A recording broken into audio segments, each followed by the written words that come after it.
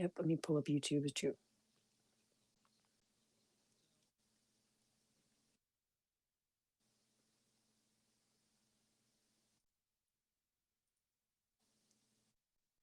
What's up, everybody? How y'all? I'm here. I'm queer. Get used to it.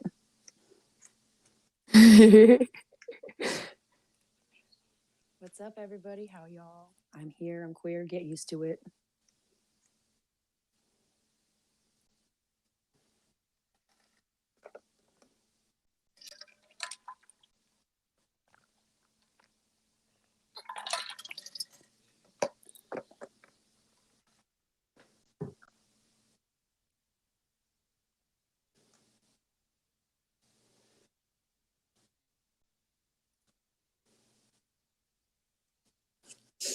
Yep.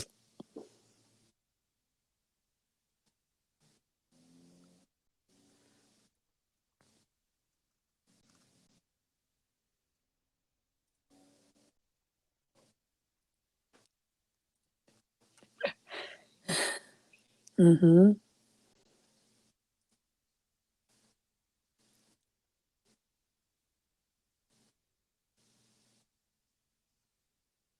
Yeah. Yeah, I mean, feel free to disagree and don't be afraid to send us messages. We're not going to yell at you. We're not going to call you names or anything like that. So feel free to push back on us a little bit.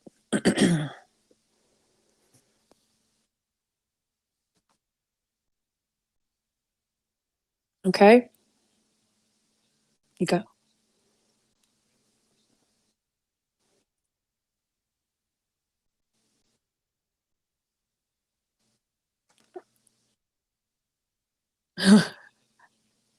Oh, oh no. Yay.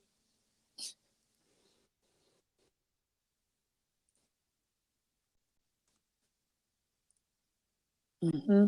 And I've got water because I'm nursing a hangover. So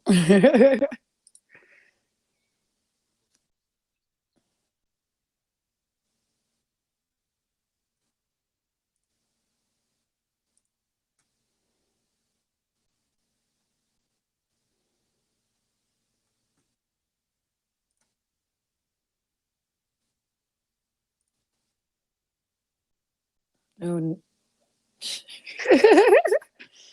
wow, that's progress. Hmm.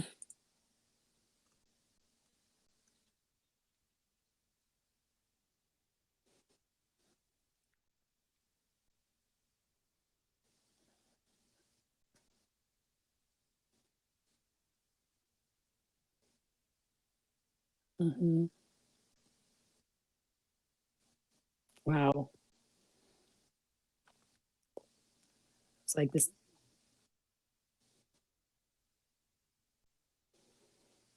Mhm. Wow. Okay. Very symbolic.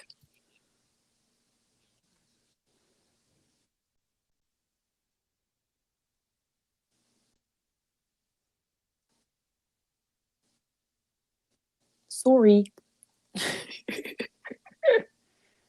So sorry.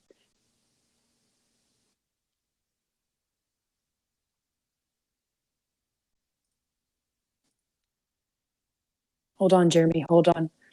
Uh, YouTube is telling us that they're not getting your audio.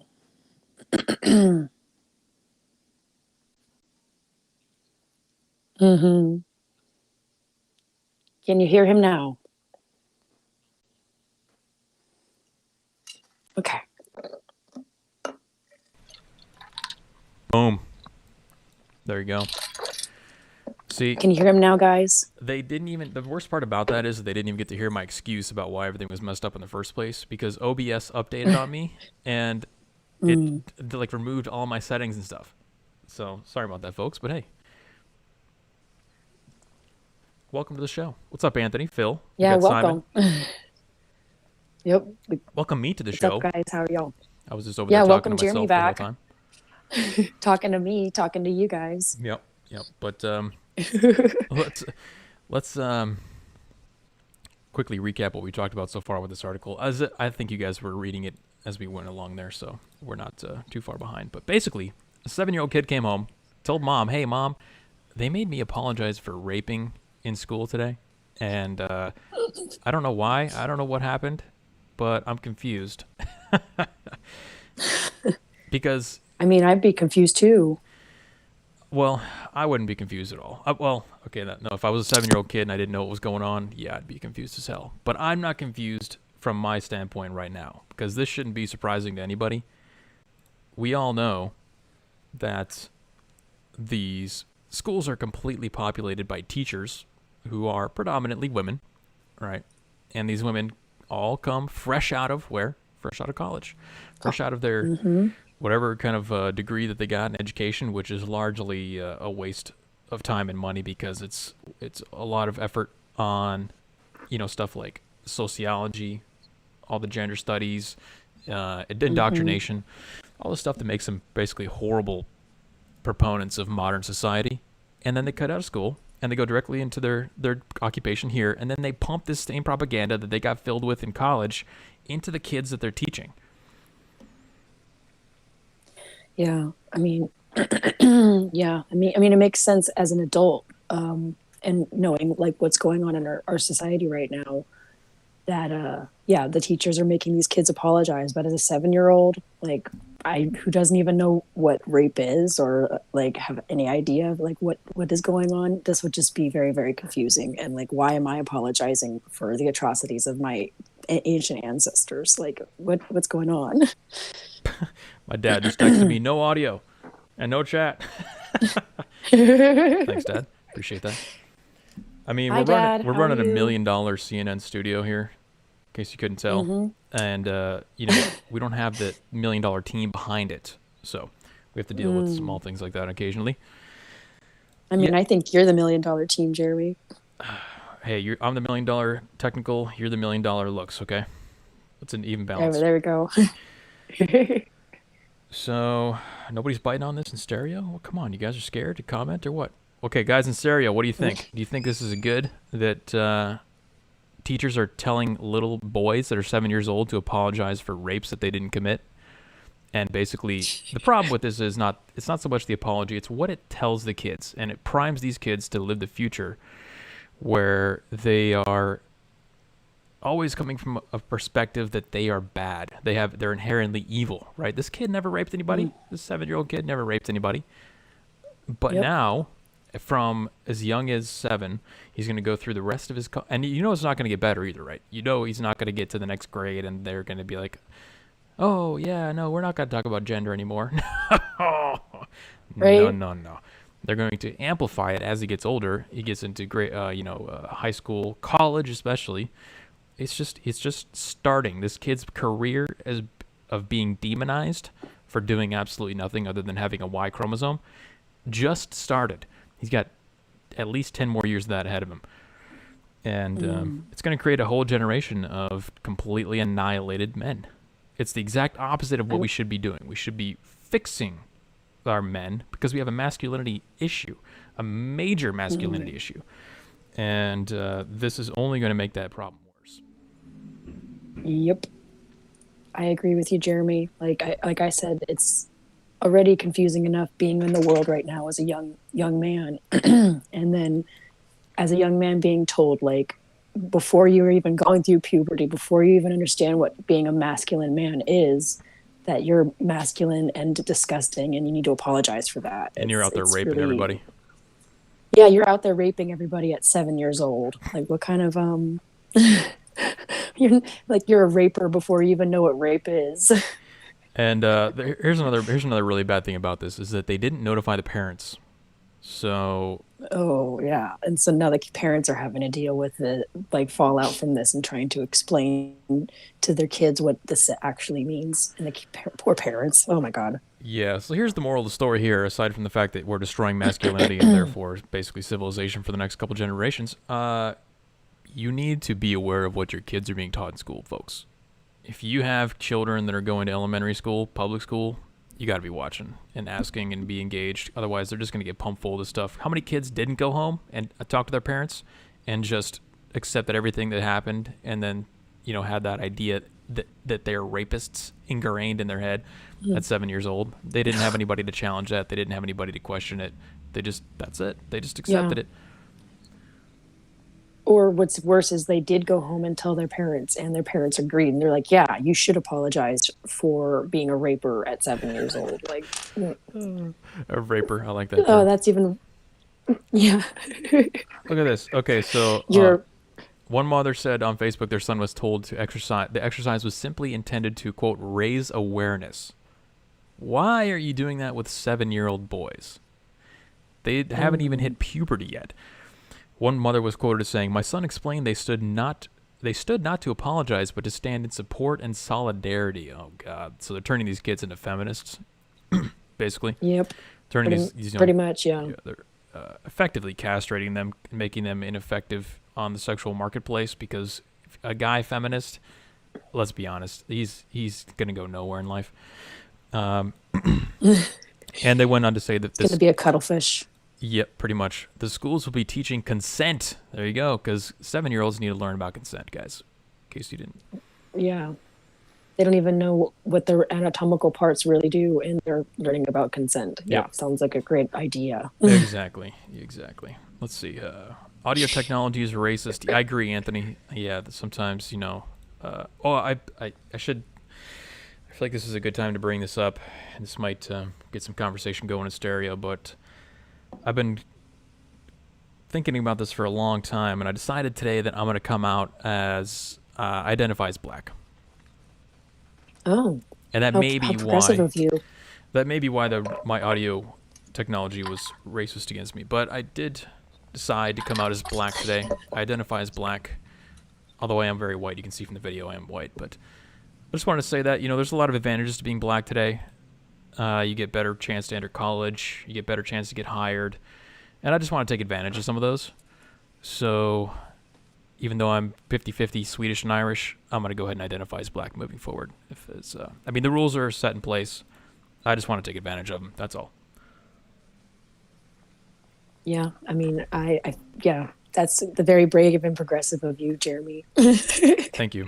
Yeah, it's I've been mulling it over in my head, and it was causing me much mental distress, but I decided to eventually come out and actually make the leap. So Good job.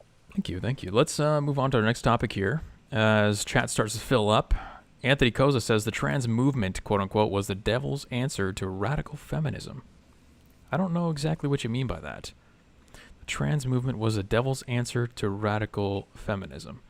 To me, the trans movement is just the next escalation. It's going to keep escalating as whatever sexual degeneracy becomes normalized in the time. That's why nobody cares about gay people anymore. Sorry, Delaney. But you're not cool anymore. You're not special. Yeah, it's not trendy to be gay anymore. It's right. Yeah, it's whatever. Yeah, so we moved on to transgender, and then we're going to move on to whatever the next thing is. Who knows? We can guess, but that's some scary territory. Mm-hmm. Okay. Dari in chat says you're still not allowed to use the N-word, Jeremy. So. Oh, what? That's not how that works. Yeah, I thought that because you identify as black, you can now say the N-word.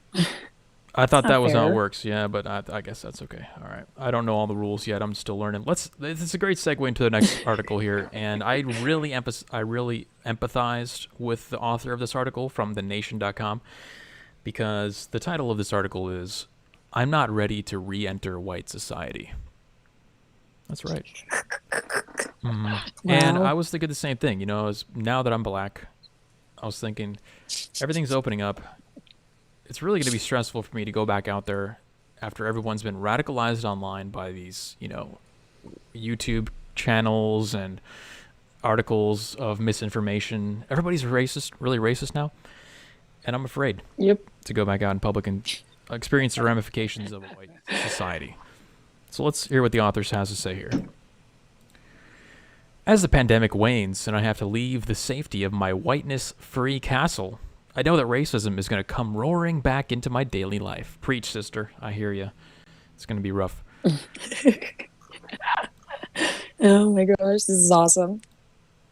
Sorry, just resizing the window there real quick. We're going to just go through a couple excerpts from this article. It's a little bit long, but there are some juicy spots here. Let's start out. I've said here and elsewhere that one of the principal benefits of the pandemic is how I've been able to exclude racism and whiteness generally from my day-to-day life. Over the last year, I have, of course, still had to interact with white people on Zoom or watch them on television or worry about whether they would succeed in re-electing a white supremacist president. Thank God we didn't. I mean, that was a close one. He almost got reelected. But white people aren't in my face. Yeah, we dodged a bullet with that one. No, oh yeah, no. He was about to put us all in internment camps. You could tell. Oh yeah, he was definitely going to zap me. Because not only am I kind of brown, I'm also gay. He was going to double zap me. He was waiting for the second term to initiate the gay zapping. He was just waiting. Mm-hmm. He wanted to establish trust first. That's how that works. I can more or less only deal with whiteness when I want to. I'm safe in my house. Whatever. It's optional. Their cops aren't hunting me when I drive through the neighborhood. Their hang-ups aren't bothering me or threatening me when I'm just trying to do some shopping. That's because I haven't been driving or shopping in person. White people haven't improved. I've just been able to limit my exposure to them.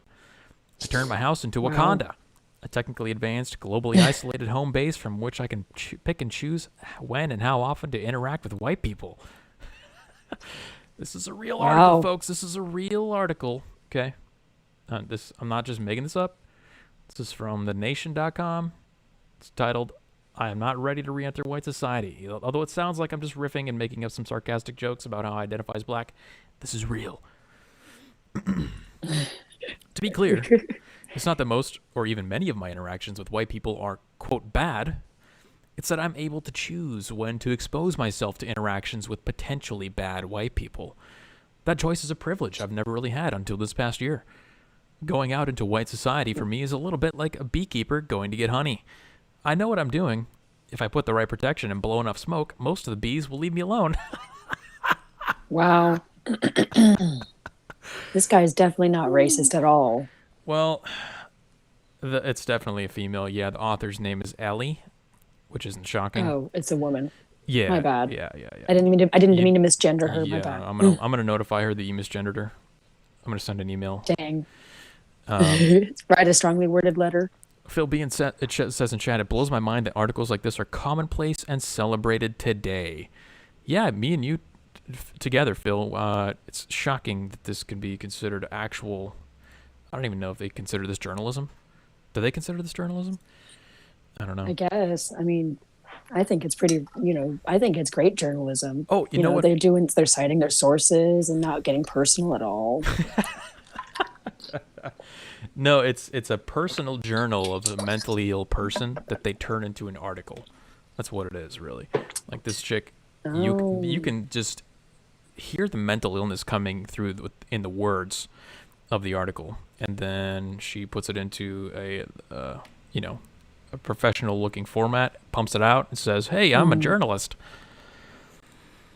I'm surprised that she actually spells white people correctly, because I've just noticed on like Instagram and all the social medias that all the black people have been spelling white people like Y people, like WYPP or POPL or whatever. They've been spelling it weird. Right. I'm surprised she actually spelled it correctly. At least she wasn't racist. Is that like a slur?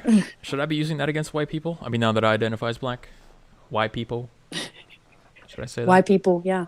I'm gonna try that. Yeah, see what happens. I don't know how the white people are gonna react, but that's okay because I can't be racist because I'm black now. Yeah. Simon says it's propaganda. Yeah. Well, see, the purpose of this article is really to normalize mental illness, and in this particular case, the mental illness is highly associated and correlated with racism. This chick hates white people. You can't even. Yeah. There's no real question about it. She hates white people.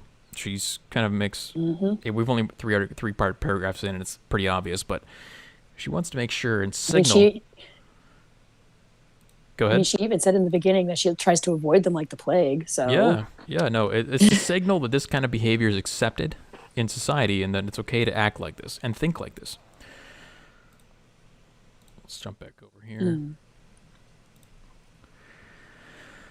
So she's a beekeeper. Every time she goes out into society, she has to deal with white people who are the bees.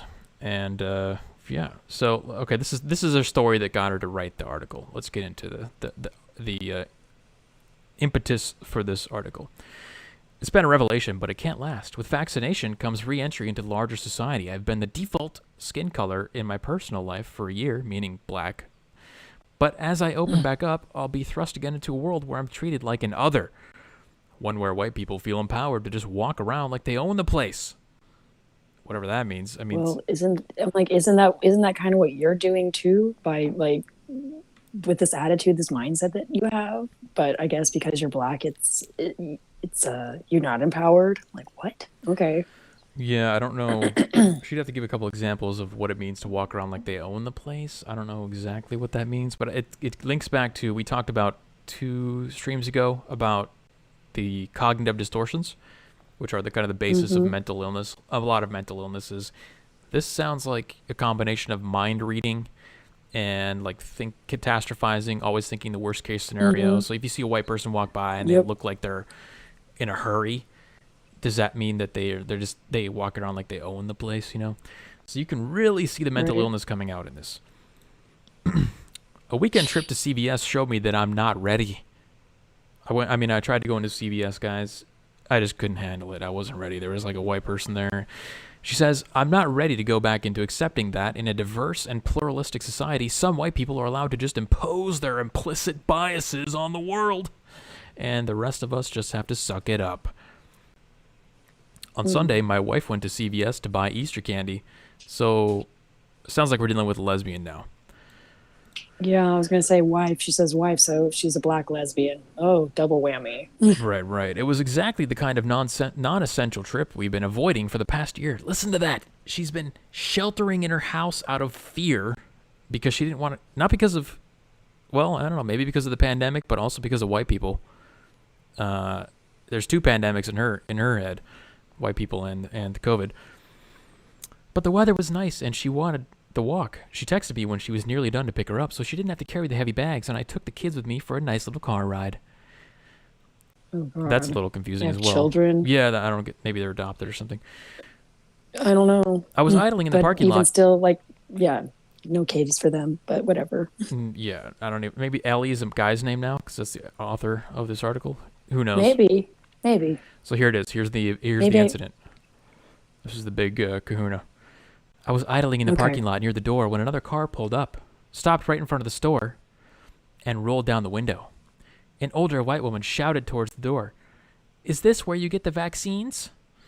There was only one person standing outside of the CVS, a young black woman who looked to me to be no older than 16. The black teenager ignored the woman, as I teach my kids to do when strangers are shouting at them. But the white lady insisted. Oh, that's a great. I said, is this where you get the vaccines? Yeah, so she teaches her kids to be antisocial. Because that's a legitimate question. I mean, and also too, like, you're teaching your kids to not respond when people are screaming at them. What if, like, your kid's in the middle of the street and a car is coming and somebody's yelling at them to move? They're just gonna like get hit because they're gonna ignore a person like trying to help them. What? Oh my God. Yeah. Yeah, just ignore them and let your kid get hit by a car. Another great example of how we talk about terrible parenting ruins civilization and societies. We have a lot, if this happens on a large scale, what's going to be the result of this? You can't even answer someone's question in real life. Like she wasn't asking for money. She wasn't coming up to her with a sob story like, hey, my tire just popped and I'll need money to get to the next city over, which is what a lot of scammers will do in parking lots. But it was just, can I get a vaccine here? Ignored. Continuing on. Yeah.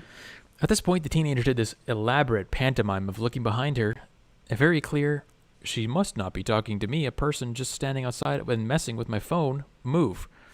This apparently really pissed off the white woman, who then yelled at the top of her voice, "Is this where you get the vaccines?"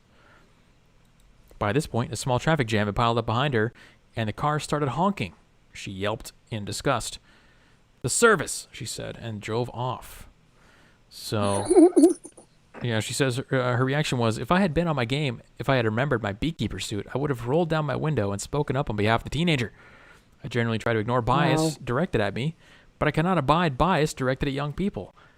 See, now she's hallucinating bias. This is a great article because we get a look into the mind of a severely mentally ill person, and we can see the gears turning in her head. She hallucinated some kind of bias in this woman who was just asking if this is where you get the vaccines, which is kind of a dumb question, but it's a legitimate question.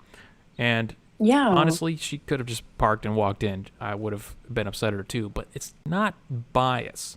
The outcome you should get from watching that situation is not that, oh, she's biased. No, she's just you know, like a lazy, crazy old lady. She doesn't have anything to do with racism. Yeah.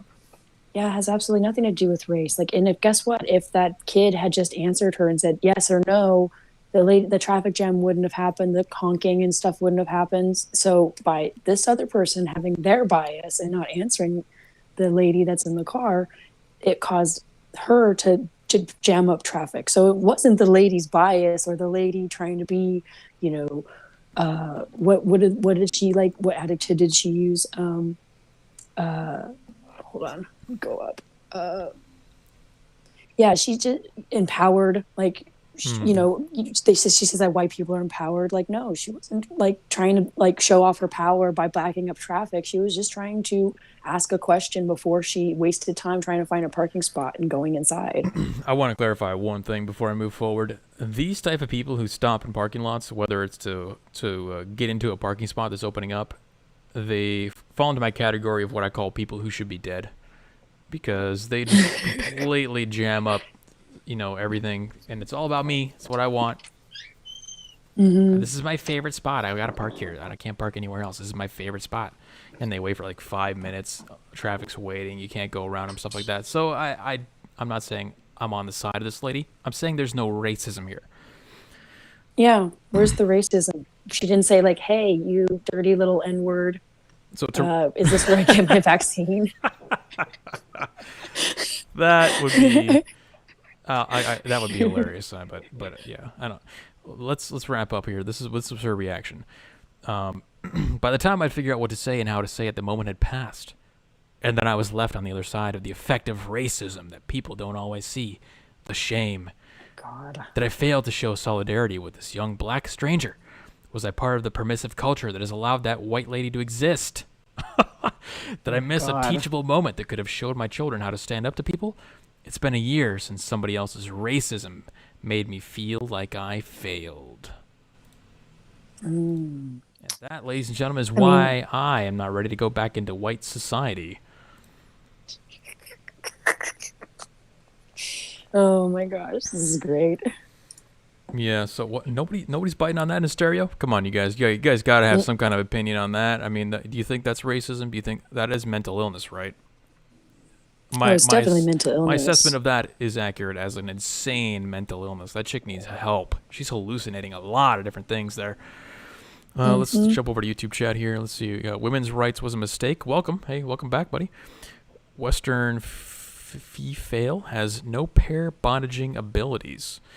Well, yeah, that's true. I'm not sure exactly how that's relevant to the story, but it is true. The world revolves around me. They're the worst. Dari says, yes, true. I'd love someone to replace all that article from white people to black people. And that's exactly why, not exactly why, but one of the reasons why I wanted to bring this up, because they can talk about, or I guess I should say we can talk about, because I do identify as black, we can talk about white people all day long in the most egregious terms. We can hallucinate their actions, their intentions. We can read their minds, and it's totally fine. It's okay, because they are historically oppressors of us. So we get to oppress them now. Sounds like exactly what Dr. Martin Luther King and all the civil rights leaders back in the day fought for. Yep, to oppress the oppressors. Yes, this is a turning point in history where we're watching the revenge portion of all of the victimization come through, and that is going to come out in the next article that I've got here for you guys. I'm not sure if you heard this one or not. This one was pretty juicy. Like I said, we're turning a page in history. It's now pretty obvious that it's totally fine to be entirely racist against white people, or entirely discriminatory towards certain groups as long as they are the proper groups. And we saw this manifest with the responses of 2 senators to Joe Biden's picks for his cabinet. This is from thehill.com. Duckworth and Hirono vow to oppose Biden picks over diversity concerns. And we know Mazie Hirono from Hawaii is pretty insane. She's definitely mentally ill. Tammy Duckworth, I don't know. I'm not familiar with her, but there's strong indication now that this has come out that she is also strongly mentally ill. But again, these are both women, okay? Yeah, I was going to say she's a woman and she's from Illinois and she's a Democrat. So I would say that's like the triple whammy right there. Yeah, no, that's true. We all know that women, scientifically, it's very well studied that they are more in favor of equality, more in favor of fairness, less in favor of meritocracy. So they're going to be inclined to pick someone who is going to make the world a more fairer place sooner than they would pick someone who's actually fit for the position. Continuing on from the Hill, Senator Mazie Hirono and Tammy Duckworth say they will vote against President Biden's nominees amid frustration over the lack of Asian American and Pacific Islander representation and broader concerns about diversity in his cabinet. I mean, did he not hire trannies and stuff just for positions that they're not really qualified for, and also just a bunch of colored people just because they're colored, not because they necessarily have the qualifications? No, yeah. But I guess because they're not AIPI, which is Asian American Pacific Islander, the acronym is for that what AAPI means? AIPI.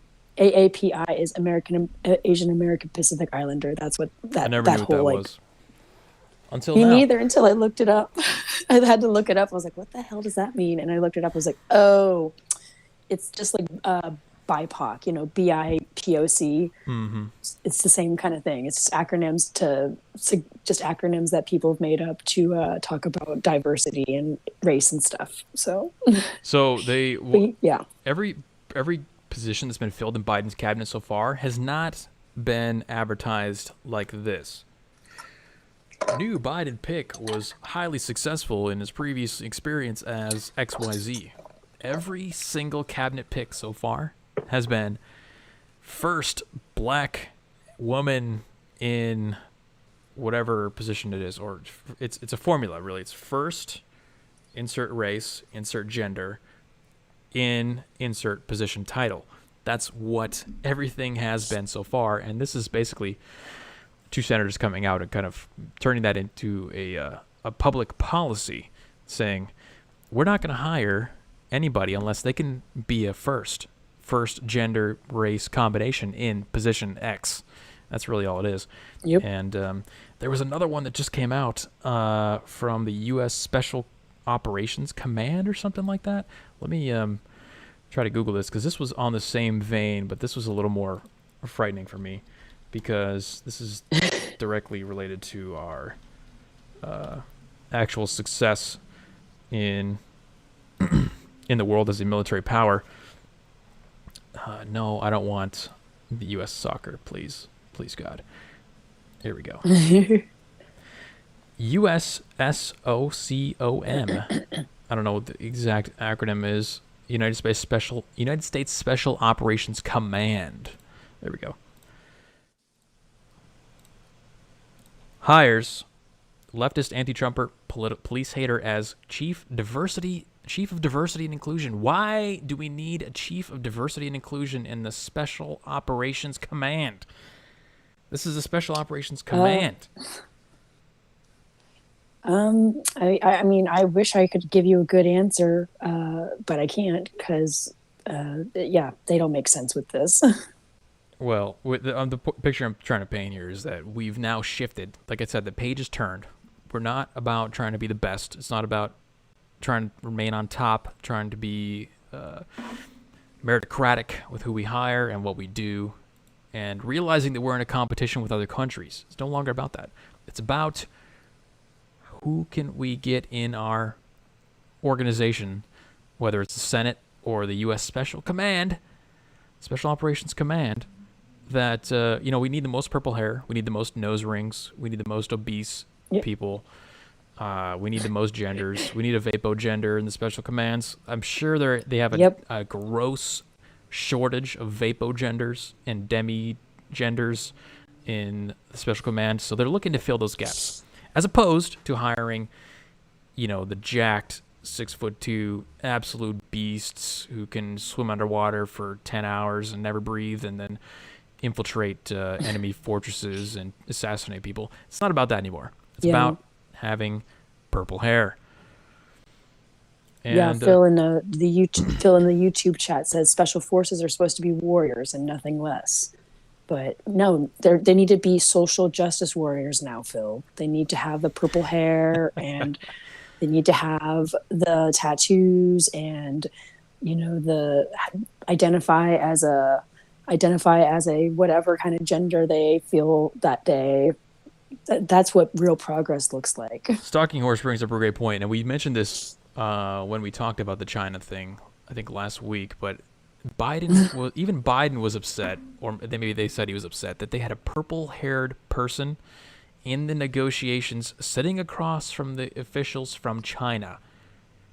A chick with purple hair talking to China. This is where we're at. Because people are going to take us more seriously with the purple-haired lesbians negotiating for us with China. China knows this. Yeah, I heard it come in. ahead. We'll jump to it in a second here. China knows this, and China is taking full advantage of this. The term baizuo, which is probably how you say it in Chinese, because I do speak fluent Chinese, Mandarin. They've been using this term to describe the leftists, white leftists in America, and their let's call it maladaptive ideologies for a while, but they've kind of been hush-hush about it lately. And they know, because they can remain hush-hush about it, that they can encourage this stuff in America to spread like a cancer. And then guess what? They're sitting across the table one day from a purple-haired negotiator. And that purple-haired negotiator got there because she has purple hair, not because she's good at negotiating. So what is the outcome of that going to be? China gets the better deal. China wins in the end. Yeah. That's all I'm saying. Let's hit that comment. Got it. I mean, I would assume the special forces people, right, are like, when they're talking about that, they're talking about the paper pushers. Like, the actual special forces will still be special forces. But I guess my actual question, though, is like, how long do y'all feel like this can sustain itself? Because I feel like this type of culture just can't, I'm going to call it a culture, I don't, but that it can't sustain, especially within government, right? Yes, preach, girl. That's a preach, Leah. Thank you for the message. We appreciate that. I don't think that this culture is going to last at all. I mean, this is something that we've discussed heavily on our YouTube channel and our live streams. Is it's not sustainable. It's a maladaptive ideology that is just running rampant in our culture, in our military, government, everything. And personally, I think that we just need to let it play out and like let them eat themselves, because eventually like people are going to realize like this is not going to be conducive to a healthy society where we get better and stronger and we get more respect from the world. It's going to we're going to eat ourselves and just become lesser than we are now, even less. Yeah, there's what she can. First of all, I do want to mention that she's probably correct on that first assessment that these are going to be the paper pushers and stuff, because although I laughed at that portion of when she said that, because we've seen recently they've lowered the standards for women to pass these physical tests in the military. And I was laughing because I was envisioning this obese purple-haired cow trying to jump over like the obstacles, and I was like, maybe they'll lower the requirements so much that they can pass that test and become a special operations warrior. So that was what was going through my head as a visualization as you said that. But I think I gave a time frame at one point on a previous show. I'd say like a maximum 2 generations before this gets to a point to where the competency has reduced so much in government that it's only a matter of time before, and here's what the catalyst is likely going to be. It's going to be a cyber attack, because as the competency generally decreases, you don't have to physically invade someone. That's a lot of risk. That's a big effort what's going to happen is the competency is going to reduce so greatly that in the government, they're going to emphasize diversity over security and competency, meritocracy, things like that. Eventually, it's going to get to the point to where it's just so easy to destroy us from the outside with something like a cyber attack that's low effort, low risk. Because I don't think it's going to get to the point to where China's just going to launch nukes or drop, paratroopers, anything like that. But we are going to fall behind. And that's going to become very apparent in things like our response to the coronavirus pandemic. If you ask me, that's already apparent because our entire country is obese and unhealthy, and we're dying to a disease that kills 0.001% of everyone. That's the first sign of incompetency right there, stacked on top of the fact that nobody has ever told you to lose weight. We don't even respond to these things properly. Our entire economy's got shut down. We're a year behind China now, who's advancing rapidly. It's going to reach a critical mass eventually, and I think the most apparent manifestation of that will be something like a cyber attack or some kind of economic cyber event. Thank you for the question. And also, just to piggyback off of what you're saying about us falling behind, we are already falling behind China in so many ways. Like, they're beating us in education, they're beating us in technology, they're beating us, like, even they notice that their sons, their boys are becoming, feminine boys, and they're already taking that criticism and correcting the behavior, so that way a whole entire generation isn't raised with like this feminine ideology or this feminist mindset. They're teaching their boys to be tough and strong and, be protectors and leaders. So they already have like a clear path to become stronger and better than us.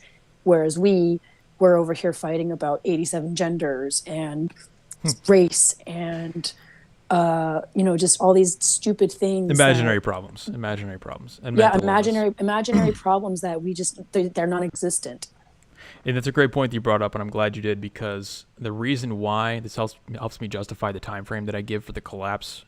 The reason why I say 2 generations is because that's going to be when, roughly speaking, all those boys that are being raised in China right now to actually be masculine and to actually have a great education in advanced fields, technology, STEM, mathematics, engineering, all that good stuff, they're going to be adults, and that's when all these kids who, like we just talked about in the first story, these little boys are being told to apologize for raping in grade school, like 5th grade, through all these feminized, pathetic, zero testosterone boys will become the men, like the 30-year-old, 35-year-old, the people who are going to start to run stuff. That's about the time when those two events are going to correlate, and I think that's probably, if I were to give a time frame on it, 2 generations, somewhere around there. I would say probably 2 generations, or even sooner, honestly, with how quick everything has been spreading across our country and even just across our world. The story that we read about the boys apologizing for raping, I think that was in like Australia, and Australia is a pretty advanced civilization. Like, they have a lot of people, their technology, military, everything. And here they are making their 7-year-old boys apologize for raping when it's like they're 7. They don't know what that is. They don't understand. Why are they having to apologize for something that they have never done and they don't understand? And it's just feminizing them even more. Yeah, no, it's a coordinated attack on men.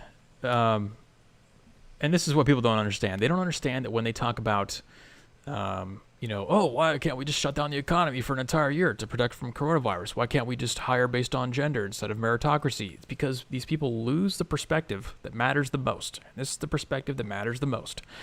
We are in constant competition with everybody else in the world. But they have this America-centric viewpoint where they are the center of the universe, and they think that they're always going to be the center of the universe. They're always going to be on top. Their life is always going to be easy. That's not the case. We're in a constant competition, and stuff like this, these stories that we talk about where Maisie Hirono and that other lady wants to hire based on gender as opposed to ability, and the U.S. Special Operations guy wants to hire based on purple hair instead of, your ability to kill 30 guys in one day, that's going to put us lower on the totem pole. We're going to lose in the competitions with other countries. And that doesn't necessarily mean we're going to get nuked. We're going to get wiped off the map. It's just going to mean, we're answering to China now. We're going to bend over for them eventually, and people are going to be more than willing to do that.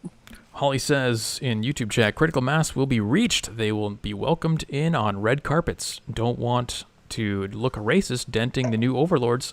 Yes, the Asian hate trend leading to that. Indoctrination quickly. Oh, that's a good point. Yeah, if I don't know if Well, I this... remember. Go ahead. I remember, like a month ago, we were doing the stream, and remember how we were talking about slow news week, slow news month. Yep.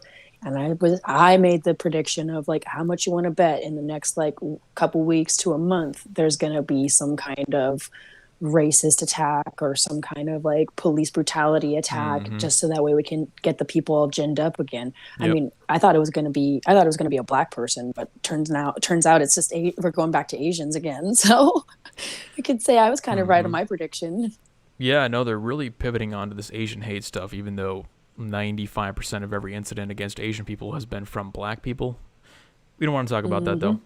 Stop Asian hate, really. Why are we saying stop Asian hate when we could just be saying stop black violence? And I remember I'm saying that as a black person. I do identify as black, even though my skin is white. I do identify as black. So I'm trying to call upon my own people. We need to accept some responsibility for these attacks on Asians because we are the perpetrators of the majority of them. Yep. I mean, yeah. So I'm like reading the article that you about the Macy Hirono and Tammy Duckworth, and it says Duckworth first told reporters on Tuesday that she informed the White House she would be opposed to any non-diversity nominees until she gets a commitment from the executive branch for more high-ranking Asian American nominations. She's gonna like she's gonna hold out just because like there's not enough Asians and Pacific Islanders in Biden's cabinet. Diverse Candidates. That's a really nice euphemism for non-white. We've basically been, and we've already seen this as well. This is just a continuation. We just saw, and this is why I say again, I have to go back to the fact that this is a turn of the page in history, where it's now totally fine to be racist against the right people, meaning white people, and be open about it. We never, up until now, we never really heard people say what Mazie Hirono was saying. We never heard people say like what Gavin Newsom said a couple weeks ago when he went on Joy Reid's show, and he said, I'm only going to consider, or I'm considering 2 black women for the new attorney general or whatever it was, DA. I don't know. I can't remember what the position was, but he's only going to hire black women for that. So basically, it's a nice way of saying I'm not going to hire white people. I'm not going to hire Hispanic people. And we're just doing it out in the open now. It's totally cool. Yeah. I mean, it's totally be racist. It's awesome. Dari says, China is sending meth across our borders and they'll lose weight along with their minds. Oh, the people on the meth, yeah. No, if you don't know the stats on the meth coming across the Mexican border, I'd advise doing 5 minutes worth of research. When I say 5 minutes, I mean, it's very easy and it's going to blow your mind how much meth is actually coming across here now. The reason I know that is because there's been like documentaries and mini reports on what's been happening in Fresno here in California. Guys are just walking around with like 10-pound bags of meth out in the open. They don't even care. And it's really bad. Well, yeah, I've been watching. So not to mention fentanyl. Yeah, I was going to say the fentanyl and the heroin coming across the border is bad. And the reason I didn't even like do any like internet research. I was watching actually Vice on TV. They have a pretty good program. It's called Trafficked, and they talk about all the different types of like trafficking that goes on in the United States. And they even go into like the South American countries in Mexico where all of this crap is being manufactured, and just show you the process that these drug manufacturers are using to create this stuff. And then they even follow the drugs across the border and see like how it gets distributed. It's a massive multi-billion-dollar industry. And there's really like no way to really stop it except, putting up the wall. But of course the wall doesn't work. Not only is there no way to stop it, there's not even a sentiment that we want to stop it. There's no talk about this in the media. There's no, hey, there's a bunch of people dying from fentanyl meth coming across the Mexican border. Maybe we should talk about that, look at it. Nope. Don't talk about it. We don't want to talk about it. We don't want to look at it. Nothing. And other countries know that. They see this happening to America. They know. You think the leaders of other countries don't know that we're being destroyed from like fentanyl and methamphetamine that China's sending over? China's sending us tons of fentanyl every year. And Dari just brings up a great point in chat. He says, we just had a senile president attempt to hold a press conference that needed to look at notes for general softball questions. We look weak to the rest of the world. That's absolutely true. And remember, this comes off of a week where North Korea, Russia, and China, all of their leaders basically took dunks on Biden for how pathetic he was. Putin was like, hey, you want to do a public debate or public discussion on Zoom? And he totally stomped on Biden with that. North Korea, the Kim Jong-un's sister, came out and said, hey, if you want to have a peaceful 4 years, you better just keep your mouth shut. Biden didn't respond, didn't do anything. And let us live our life. And the China delegation dunked on our entire country at the meeting in Anchorage, basically saying, you don't come to us from a position of power. We are the ones in power. So we've got a lot of indications that other countries know that we're in a weak position right now. And that if you don't think that's going to be taken advantage of, you got another thing coming. Let's hit that comment. All right, you got it, boss. The government isn't doing anything about it because they're making money on it. Oh, yep. Snap. Brad with the dong right there. Thank you for the comment, Brad. We appreciate that. Well, I don't know. Well, not only are they making money off of the drugs, but they're also making money off of the human trafficking as well. I mean, they're just lining their pockets full of cash and full of Bitcoin and full of all this stuff. Bitcoin. That's another thing that nobody wanted to talk about, especially even though Trump was going hard on the child trafficking. Nobody wants to talk about how many kids are being trafficked.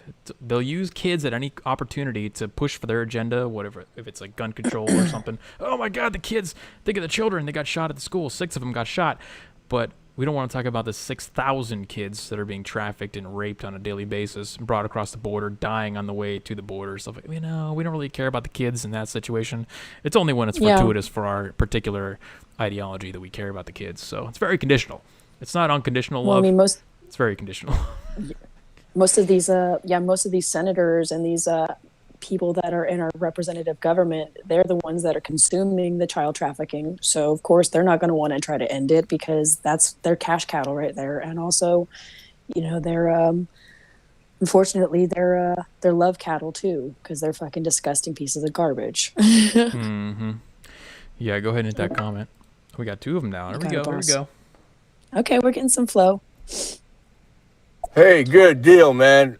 You're talking about a topic that needs to be addressed. Yeah, that and a couple others. But this is a main topic, and part of it is due that we don't feel we actually control our border. Due to the 14th Amendment, it has taken all our rights away. The 14th Amendment has taken our rights away for who we think who can be a citizen of the United States, how we protect our border. So that is the enemy, the 14th Amendment. And it was tyranny that created it. Big business and the radical Republican Party forced and dictated the 14th Amendment upon the citizens of the United States and took it away. Yeah, this is our enemy today, 80% of our problem. Happily put, sir. Appreciate the comment, Thomas. That was really awesome. See, we got another one from Thomas. Hold on real quick. Since we got some more listeners in stereo, I want to go over the ground rules here. We're trying to get some debate and discussion with people. Primarily, we want to get people who disagree. So we do appreciate comments that agree. We're going to limit the agreeing comments to 3 a pop, though. If you do more than 3 in a row, we got to mute you and get some more voices in here. I want to piggyback off of his comment, though, and say that the border issue, it shouldn't be a partisan thing. This is like a human rights thing. You could sell this to the left as a human rights issue, as we talked about with the children being trafficked and dying, coming across, thousands of them coming across with COVID, stuff like that. But let me ask you guys in the audience, how many of you know that just, I think 2 weeks ago, maybe less than that, 13 law enforcement officers were ambushed and killed in Mexico. This is the country that's on our border. It shares a couple thousand miles, I think, or maybe 1,000 miles of border with our country. It's basically run by criminal organizations who feel that they have enough control that they can go out and slaughter police officers en masse like this. If there was a story that came from America that 13 law enforcement officers were killed, would that not be all over the media for months? But do you know about it happening right across the border? The answer is no. And the reason I bring that up is because there are so many different angles you could take with the border issue. If you're a human rights guy, you could go for the kids. If you're a economy guy, you could say that the cheap labor coming in reduces the wages of the blacks and the minorities in America. If you're an election security guy, you can say that these people coming across, they don't have to produce any ID to vote, therefore they're devaluing our elections. If you're a global warming person, you could make the argument that these people are coming from a country where they have a lower average carbon emissions output, and they're coming to a country where they will have a higher carbon emissions footprint. So there's literally an angle for every single perspective on the border thing, and yet it is the one thing that nobody wants to talk about. Let's go on to those next comments. Okay, 1 sec. Got another one from Thomas. We got another one from Brad. So yay. How do they make money? How does the government make money off of drugs, destroying people and killing them? I don't agree with that one at all. That sounds totally ridiculous. So that one to me is show me the fucking paper trail, the money trail, man, of that happening. And how are they getting money when it's going to cartels? These corrupt cartels in Mexico and Colombia still. And the government of Mexico and Colombia are making money, but not the United States government. No, I don't see how that can be, man. No. You're wrong, man. Big time. All right, Delaney, you're on stage. Time to clarify. I mean, I don't even know how to clarify, honestly. Yeah, I don't know. My spaghetti brain isn't working tonight. Okay, so I want to clarify that I was also confused on how the U.S. government makes money. I was assuming that you were making an insinuation that there was like some kind of CIA, like the cocaine smuggling operation type stuff going on, but I'm not aware of anything. Yeah, stuff like that. I'm not aware of anything particular, so I'm not making that argument. Let's Yeah. as you slip your My noodles. bad. Well, My bad, people are Thomas. so focused on the Second Amendment, and once they take the First Amendment away, it's over. It's done. Chappelle said, the comedian, who is probably, it's kind of sad that we're relying on comedians to make these arguments for us, but the Second Amendment only exists to make sure, the Second Amendment only exists for when the First Amendment fails. Are we at the point where the First Amendment has failed? That is the question. But I get what you're saying there, listener, because you are pretty functional. No, laws. Oops, I just accidentally closed that guy. But I think the point is, if we can't even talk about this stuff, what good is the guns? We can't make change with guns. We can't make lasting change with guns. We can't just go around shooting everyone and trying to impose the things that we want for the country. And most of your power does come from your ability to have free speech. Yeah. Unless you live in Mad Max, and the guns do matter more than speech. Yeah, I mean, I love my Second Amendment too, but I worry about the First Amendment and our ability to freely communicate with each other, even if our ideas are stupid. Like, I've always been the person that's like, if your idea is stupid, like, let's talk about it, and like maybe we can work through why your idea is stupid. Like Thomas, he told me my idea was stupid, and you know what? My idea was stupid, and I appreciate you for pushing back on that, pushing back on me for that. And if we're all too afraid to say what's on our mind, that's a bigger problem in my eyes than worrying about people taking the guns. I mean, yeah, the guns are important, and being able to protect myself as a female is very important as well. But I think our ability to freely, communicate and, worship whatever whatever church we go to is also very important too. Matt in chat, I got to clarify for Matt. He doesn't know. We're doing stereo Saturdays. So Delaney can't be in the studio for stereo Saturdays. We got to be in different locations because she's got to run stereo off her phone, and I'm running stereo off my computer. So that's why. Yeah. Just to clarify for you guys. And if you're listening on stereo, we are live on youtube.com/weeklynarrative. If you want to tune into the show visually, we got the articles up on the screen that we talk about. And, yeah, we're about halfway through, so we're going to do a little self-shilling here.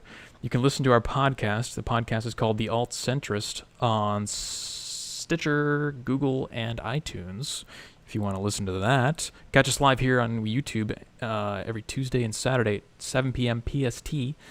We may do stereo every Tuesday, too, now that we got the technology to do so. Yep. Let's move on. Yeah, now that I have a camera, and all the guys in our YouTube chat have been requesting to have a video of me while I do stereo, so here I am. Yeah, they were mad that they couldn't look at Delaney, and I understand. Let's hit this comment from stereo. I mean, when it comes to the political correctness, I feel that, like everybody's just a tad bit too sensitive right now. But at the same time, when it comes to our First Amendment rights, I feel like that's being threatened right now by the police, because when you look into marches, even ones that are extremely peaceful, they still end up arresting people. I'm just wondering why. Like, how is that not infringing on our First Amendment rights? And if they can do that, what other rights are they going to encroach on? If I'm saying it right, encroach, I don't know.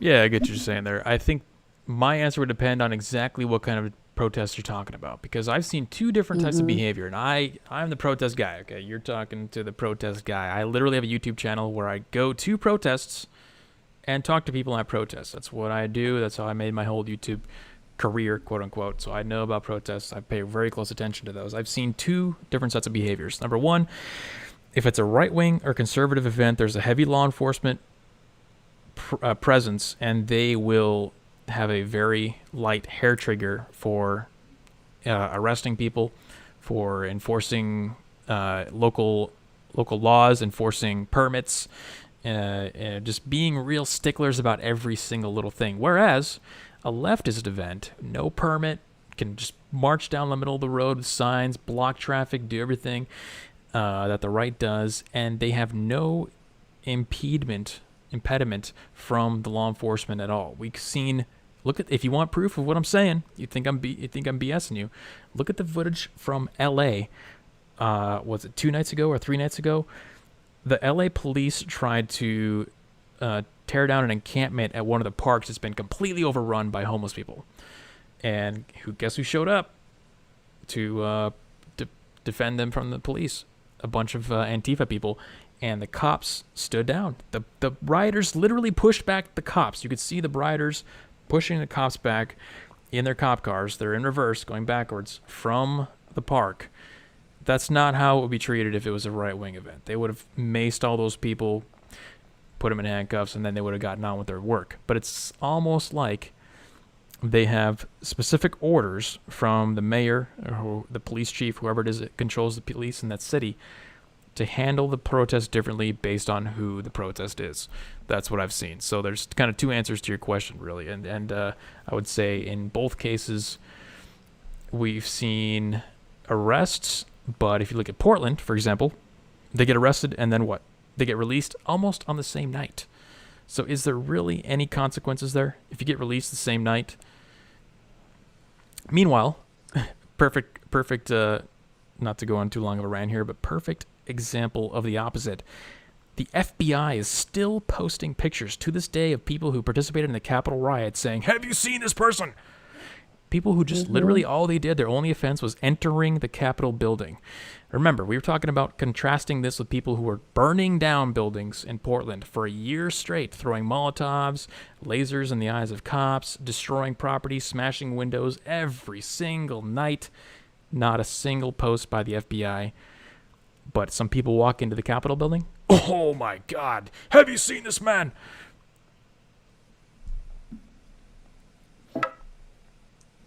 Hold on. Hold on, Jeremy. Wait. Oh, there we go. My audio cut out here for a sec. Oh, no problem. I'm gonna hit this. Can you hear me? Yep, you're good. I'm gonna hit this comment. Yeah, you're right.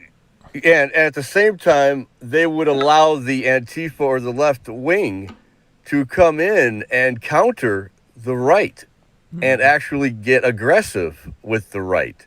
That's pretty bizarre, man. Like you said, remember what happened in Carolina with the guy with the Challenger? And Yep. he was surrounded by Charlottesville. Antifa or left wing, and he came down from Ohio, and he kind of had a mental illness, and he wanted to kind of see what's going on. He was somewhat intrigued by the right and their beliefs, but he was, like you say, had mental illness. He came down, his mother said, and he was surrounded in that group, remember? And he just probably freaked out. He hit the accelerator, and his car, his Challenger, and you just saw a bunch of Antifa left-wingers go flying in the air. Yeah, that's the truth that nobody wants to talk about with Charlottesville. Is that the exact conditions that led to what happened in Charlottesville? The cops were quote unquote defending a right wing event to preserve statues. And then guess who showed up? We all know who showed up, right? Antifa showed up. The cops did next to nothing to separate the Antifa from the actual protesters. And then what happens? And there's actually a lawsuit that's still going on right now about how the city officials told the police to stand down in Charlottesville. So that's a legal battle that's happening right now. There could actually be some precedents set by this if it goes through. But this is, I've been to protests in Portland, San Francisco, Sacramento, a lot of different cities. Every single time, I've seen different reactions based on what the local leadership, how they want to handle the event. Yeah. I mean, I haven't been to very many protests. I mean, the first one I ever went to was the Reopen California protest in May. And while we were there, it's like it's a right wing bunch of, Trumpers. And there were some Dems mixed in there and stuff too. But so I don't know if I didn't know if that event was permitted or not, but the Capitol Police or the CHP that were there to guard the Capitol, they literally shoved us out of the park. They put on riot gear and shoved us out of the park. People were arrested. There was no weapons, no fighting. We were all just there, just making our voices heard on the Capitol steps, which is our right to do. But because Governor Newsom didn't want us out there, he sent the CHP after us and shoved us out of the park. Meanwhile, literally, since I live in Sacramento, I've seen them marching by my place multiple times. Antifa is free to roam the streets with police protection. The police will actually block the streets, so they allow them to march through the streets, blocking traffic without a permit. Okay, so contrast those two and how they're treated, and then you'll kind of get an indication of how things are really treated as far as protests. I'm going to continue on with the stereo comments here. Okay. Feel free to chime in with any comments from people on YouTube, though. I don't want to neglect them. Of course, yeah. Oh, that's actually a really good example. So the fact that these protesters, whether they be Antifa or whoever, they were going ahead and protecting the homeless population, which, I don't understand why, the programs for the homeless in most states are horrible. Besides Seattle, of course. Seattle's great. But if the homeless people aren't doing anything, and they have rights too, man. I respect the people. I've never heard this until right now, but I do definitely respect them, and it shows that their First Amendment rights were heard, and the cops were able to leave them alone. So that's what's up. So I was looking into that actual camp in LA, and there's signs posted everywhere that say stuff like no camping, no overnight staying, stuff like that. So there's been a lot of leeway granted to these people who basically set up their homes in these camps, who are probably violating a litany of local regulations and laws by staying there for months and months at a time without any interference from the police. But eventually the police decided, it's time. This is getting out of control. It could become a hive for crime. It could be a very dangerous area, things like that. They decided Not to mention it's not sanitary as well. Yeah, exactly. And they decided eventually to actually enforce the laws that are in place. So while I agree with the comment that they're not doing anything immediately apparently wrong, it is not legal to stay in those parks. And then the question becomes, is there a standard for homeless people that's different from the regular person? Because if I went down there, I would also get arrested or cited for staying in the park in a tent. I'm not homeless. In order to maintain a society, you have to have a set of laws that everybody follows. And just because you're homeless, we have additional empathy for you because of your situation, but that doesn't mean you get to just break the laws and the local regulations because of that. Yeah. Let's see. I'm gonna hit a comment from YouTube here. Daily ongoing destruction of private property is okay, but entering a public building is not. Yes, exactly. Well, if we were to learn from the examples given to us by the media and how these cases are treated, the protests, that would be what you could deduce. And obviously, that doesn't really make any sense. Anthony says in chat, Echo Park. I went to that park months ago, and it wasn't that bad. It's now awful. Yes, I think Echo Park is the one I am referring to here. There's a guy on YouTube. His name is German in Venice, and he's just like a German guy who does videos of LA and stuff like that. He has covered that quite extensively. You can see for yourself if you go to YouTube and search for German in Venice and then like LA Park or Echo Park or something like that. Let's move on. Even here in Sacramento, the homeless situation is bad. Like, they're camping out in front of federal and state buildings. They allocate whole parking lots for them to live in. It's not a long-term solution to this problem that we're having. Yeah. Yep. Okay, but wait a second. I mean, there's definitely also video of people destroying property at the Capitol, which is a federal building. I'm not condoning rioting in LA or anything, but also to say that they just walked in, I think is a little bit off. So I'll clarify on that. What I'm talking to is the specific charges that the FBI posts on Twitter. You can see for yourself if you go there and look up the FBI's account. They list the charges for each individual person that they're trying to get snapshots of. And in some of the cases, actually in most of the cases, the specific charge is entering the courthouse. That's it. Not destruction of property, not assaulting a police officer, no violence, nothing like that. Yes, you are correct that a lot of the people in there were destroying property and doing other things. But I'm talking about the fact that the FBI is on Twitter saying, have you seen this person? Offense, entering the Capitol. It does not seem like the best allocation of resources to me. And I would recommend checking out the FBI's Twitter account if you want to see that for yourself. Yeah.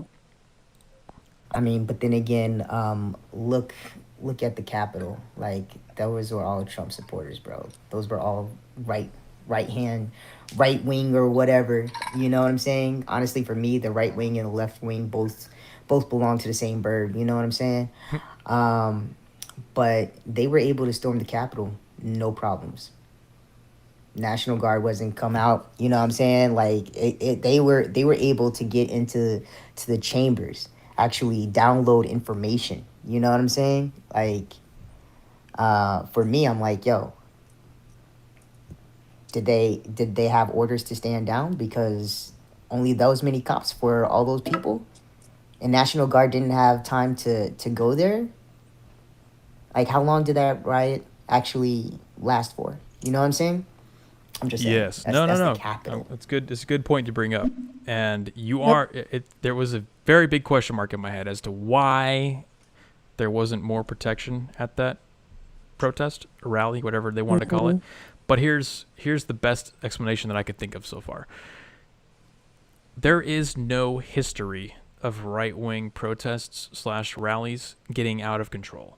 So when they were planning for the protection for this event, they weren't thinking in their heads, okay, these people have bust-in agitators from outside cities like the left has. They have a history of burning cities down, literally, like in Minneapolis, Portland, Other places, I think Philadelphia, they were burning some buildings down as well. Chicago. Yep.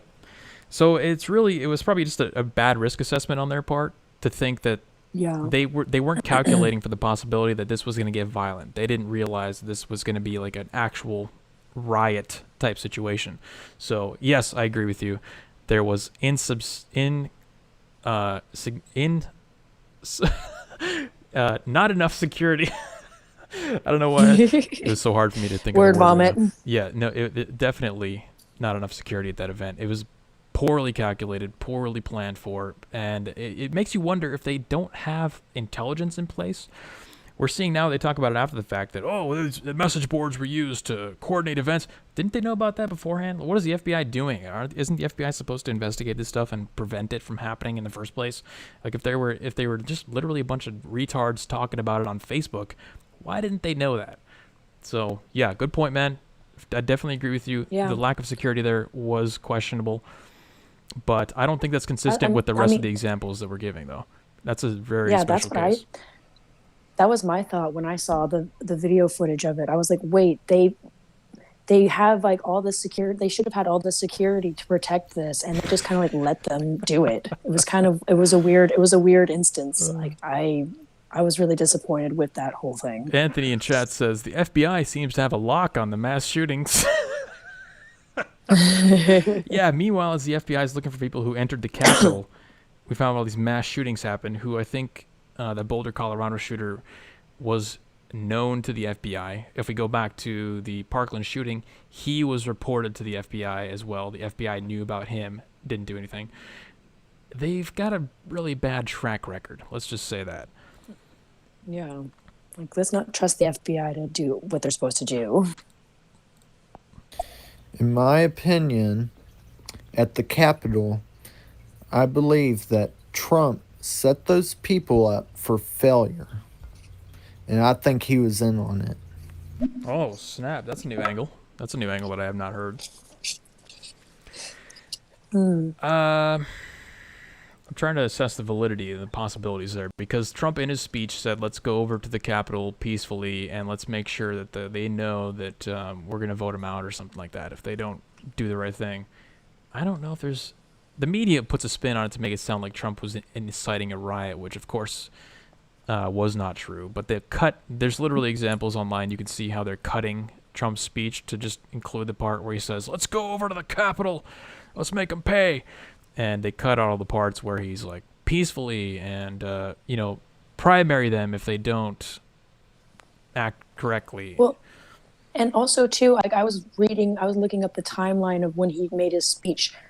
He was in the middle of his speech when they were like starting to storm the Capitol. So how could the people that were storming the Capitol hear him say like, we need to go over there and peacefully protest if like they weren't there to see it and hear it from him? You know what they would say to that? They would say that they were listening to his speech on their phones and that they heard the code word.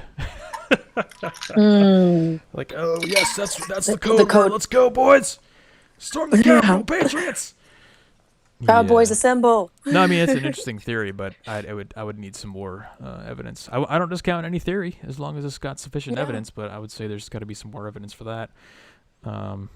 Chat mostly agrees. We got an LOL and a what question mark in chat. Yeah. All right, last comment, and then I'm done. Because I was hearing about the statues.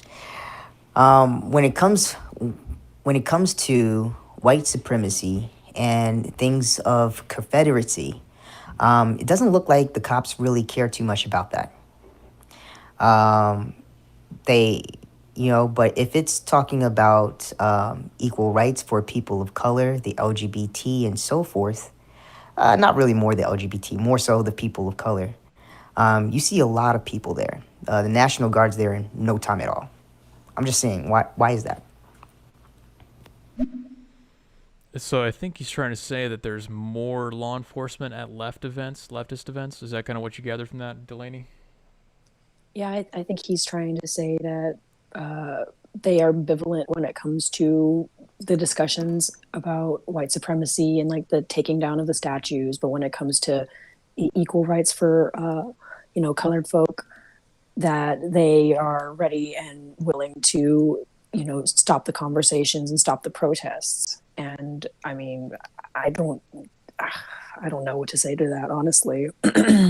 Yeah, I don't know. Maybe if you could give a specific example, because in my experience, and I've been to probably over 30 protests, mostly left-wing events, they get liberal freedoms at the events beyond what they should have, beyond the law, beyond having permits. There may be cases of that happening somewhere in the country, but I haven't seen it. Maybe if you could give a specific example, I could definitely be persuaded there. Mhm.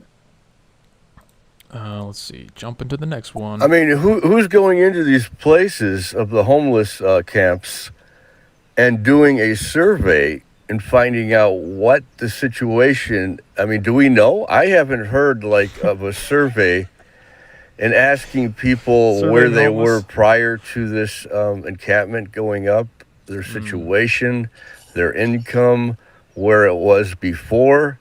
You know, we need to find all this information out. That's what you should be doing, man, as a YouTuber. You need to go out and survey these people. I mean, are you going in and asking them directly questions so we can actually then resolve the situation? We need to have answers why this encampment just blew out of proportion in size. Is it strictly due to the pandemic, or was it before and now they just moved into the cities like this for easier access to things? It's a great point. And I did actually have the idea in the past. I don't know if I shared that with you, Delaney, or not, the idea to just go out and interview homeless people and basically just say, hey, man, what's going on? Like, why are you here? Why are you homeless? How did this happen? Yeah. What's the situation? I think when we first started doing the live streams, you had discussed it with me, and you asked me if I wanted to film for you so we can go out and ask them, because yeah, like I want to know like what's going on, like what was the causation of you getting to this point in your life where you're sleeping on the street? Like what's up? And I'm sure that there are organizations out there trying to help the homeless, but a lot of them, it's like they have mental issues or they're addicted to drugs. So you can't really have a conversation with some of them to like try to help them and really get them the help they need. That's been the number one apprehension that I've had with the whole idea, is because these people are not generally mentally stable. And to go and I can understand the mental instability of a leftist protester. I'm very familiar with that. I know all the patterns. I know all the behaviors. I know the breaking points. I know the questions that are going to trigger them. I don't know if I say the wrong thing or if I look at them in the eyes wrong or something like that, or I show my teeth, like some animals in the animal kingdom. If you show me teeth, it's an aggressive sign or something. I don't know how it's going to work with the homeless people. So I do really want to do it, but no, YouTube chat wants to know if that caller is homeless. I don't know. Well, yeah, and also like just going to visit your studio and seeing the homeless that live outside of your studio. Like there's that one lady that walks around with 2 knives in her hand, and if you get too close to her, she'll like pull her knife on you. So perfect like, example. how are we gonna try to have a conversation with somebody that immediately like puts a knife up as soon as you try to get close to her? Yeah, no, dual wielding knife lady is one that I will not approach. And you only saw her, she had 2 knives. She had a knife in each hand. I've seen her walk around with a handful of knives. One hand with like 6 knives in one hand. Yeah, I'm not, yeah. She's ready, man. Like, I mean, I get like okay, protecting yourself, living on the streets and shit, but damn, it's a little overkill. If there's interest in it, I would actually go out there and do it. So if you guys are interested in chat, let me know. Because if there is interest, I will do it. I'm looking for a new angle for sure, and it's always been something I've been interested in. So let me know. Let's move on to the next comments here.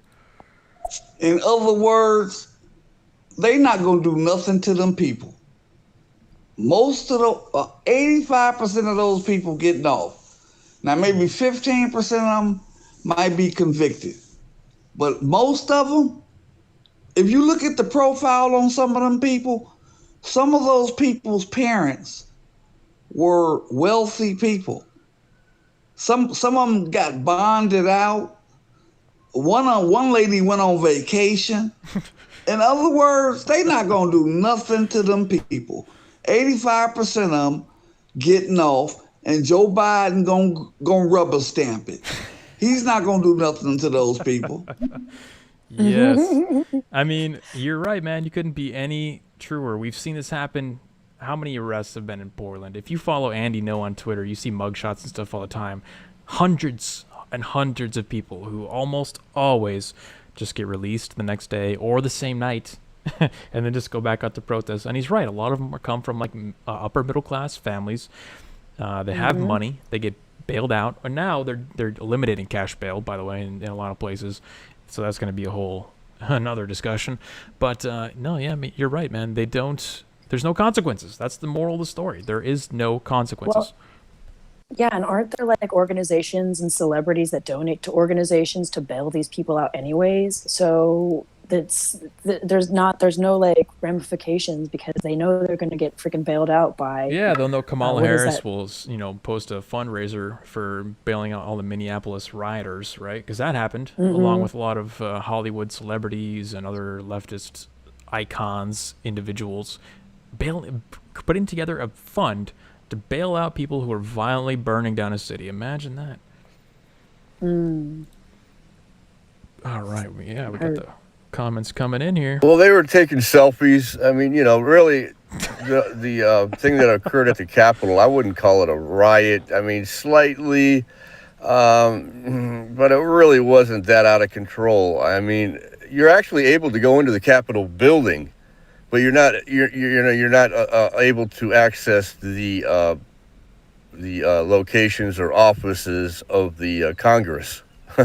So yeah, they did break into Congress offices, people who are in Congress, and so that was illegal. You can go into the Capitol building. You can access it and look around in the hallways and see, our Capitol. It's true, but also just compare to get an idea of relative speaking how they handled it and what the response was and whether it was proportional or not. Look at the dollar value of damage caused to the Capitol. If we're going to, on the question of whether or not it's a riot. When I think of riot, I'm thinking of lots of damage, right? That's the difference between a riot and a protest. Riot is you're smashing windows, you're burning cars, cop cars, stuff like that, right? How much damage was done at the Capitol? Compare that to how much damage is done or has been done to somewhere like, I don't know, Portland. You'll find that it's not even nearly close. Yeah, like how much over the last summer, how much damage was done during all the riots across the country for George Floyd? It was I think billions of dollars. How much was the damage done to the Capitol? What the damage done to the Capitol isn't right, and I think that those people definitely need to pay, but the difference is like the people at the Capitol riot or the insurrection, as like the mainstream media likes to call it, they are paying. Some of them are getting thrown in jail. Like the QAnon shaman dude, he's still in jail, I think. So a lot of them are like getting prosecuted and getting getting thrown in jail. Whereas like the people that rioted over the summer across the country, how many people have been arrested for that and been charged for damaging, looting, burning, destruction of property? Okay, here we go. You don't. So, sorry, I didn't want to interrupt you. You can keep going. It's okay. It's okay. You go, Jeremy. So over the last summer, Minneapolis, 700 buildings were damaged, totaling over $55 million in property damage. And I'm sorry. One article said 55 million. Another says 500 million. And now we go to the Capitol. An architect, probably, he's going to blow out the number. We're talking. And the current estimates from the damage to the Capitol to the art was 25,000. And then to the actual structure of the building, he said 30 million. That doesn't sound right to me. But we're talking about one building versus 500. And $500 million in damage versus, at best, $30 million in damage. So compare the two and, base your definition of what a riot is based off of that. To me, I agree with the caller. I don't think it was really a riot. I mean, I don't think it was a riot either. I think it was just what that means, a bunch of idiots. We're white supremacists now because we don't think it was a riot. Yep. White nationalist. All right, we got some more comments here. Fine. What? When people were at the Capitol, he made a video by his Oval Office, and he even called it insurrection. He even called those people insurrection. So he had to be in on it. I mean, the guy's a big con artist. They're all actors. Obama is part of Netflix now. I mean, come on. Oh man. He's making the literal. I mean, see, I would definitely be inclined to agree that this is all a big act. I've been preaching that the whole time. You're just taking a much more literal route with it. The whole political thing, the entire political game is a giant distraction. And honestly, it wouldn't shock me if he was a paid actor. But yeah, I don't know. I need more evidence. Yeah. Inconclusive. Right. Let's see. Honest question, says Holly in chat. Americans, do you still believe she's Canadian? That's why she phrases it that way. Americans, do you still believe that your Constitution holds any value anymore?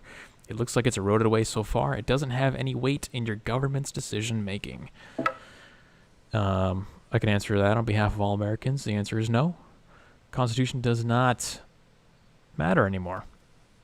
Yeah. Most people don't even know the Bill of Rights and understand the Bill of Rights. So yeah, I would say our Constitution is I'm not definitely. going to pretend like I'm some constitutional scholar. I don't know the Constitution very well, but I can tell you that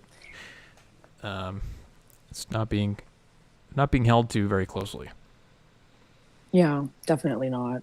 The amount of power that we've allowed the federal government to have is definitely has eroded just the values that the Constitution has given us, and they've just taken it and ran a mile with it. You don't even have to get past the First Amendment. I mean, you got all these amendments on the Constitution. You don't even have to go past the first one to see that obviously we don't care about this anymore. You read if you were an alien, and this is how we call ourselves as alt-centrists, we are objective observers, which means we try to view the world as an alien coming down to Earth who has no preconceived ideas or notions about anything going on. If you came down as an alien and you read the Constitution, the First Amendment... No. Let me back up. You come down as an alien and you observe America for a week. And then somebody hands you the Constitution and you read the First Amendment on there. And then you're like, freedom of speech? No, there is definitely no freedom of speech in this country. You would know on the First Amendment that we don't care about the Constitution anymore. Yeah. I mean, the fact that we're teaching people to, censor themselves, do self-censorship is already a sign that our First Amendment is starting to go away. Thank you. Yes, that was what I wanted to bring up on an earlier comment about the free speech stuff that somebody commented on in stereo, is that we are being conditioned now to self-censor.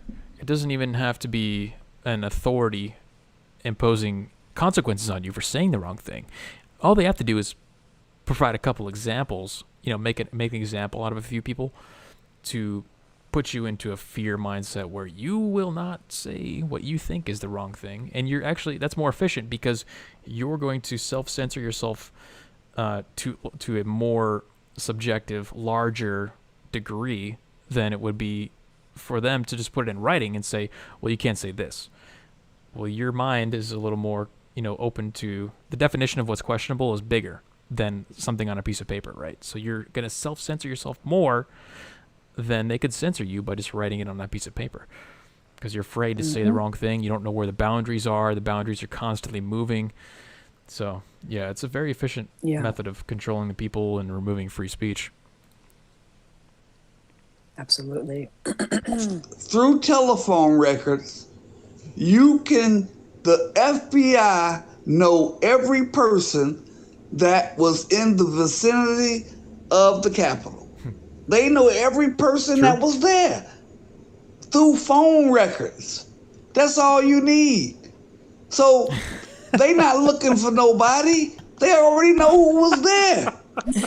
Oh, that's funny. That's a good point. I like this guy. Yeah, that guy's great. No, I've never even really thought of it that way. Why is the FBI posting on Twitter with pictures of people's faces saying, "Hey, do you know this guy?"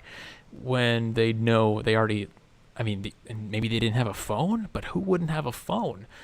he's right. They know everybody that was there. They were triangulating your cell signal. They were investigating people who, the initial investigation into the Capitol riots was they got all the phone records of everyone that was in the area. They got, it was the credit card records. Sorry. Anybody who made a transaction in the area over like a week period, and then that was where they started their search for people. They know everything about if somebody bought a McDonald's or a coffee on that day who has never bought a coffee or McDonald's in Washington, D.C. before, you know who was there. So why are they on Twitter posting, do you know this guy? Good question. That's a great point. I never thought of it that way. Yeah, it's good idea, man. So I think the difference here, like during the LA riots, people got arrested, like at least 2,000, over 2,000, almost probably even more than that. I'm not positive. But people got arrested. The Capitol riots, people are getting arrested, and that's being publicized because that was on like a national building that's meant to represent some stuff. So that's just theater. Like that's just the government throwing a little theater on it, spicing it up with a little fancy hearings and look at this and we persecuted this person. Like it's a show. Mm-hmm.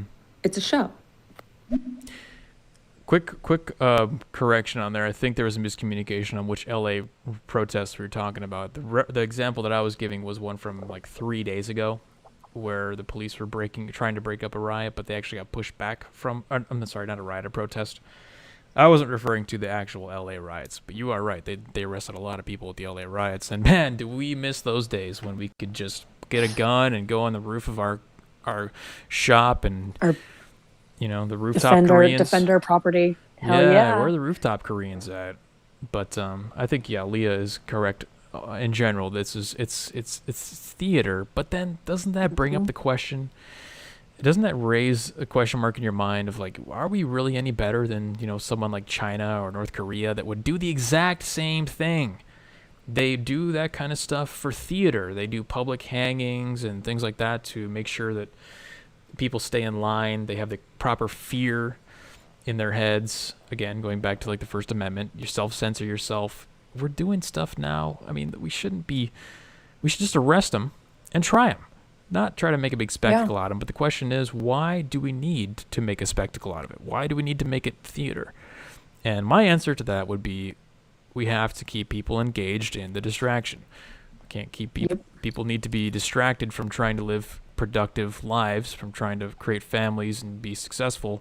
We need to distract them and keep people malleable and in a state of mental distress so that we can do whatever we want to them. That's just my best guess. I think you're right on that, Jeremy. It's a distraction.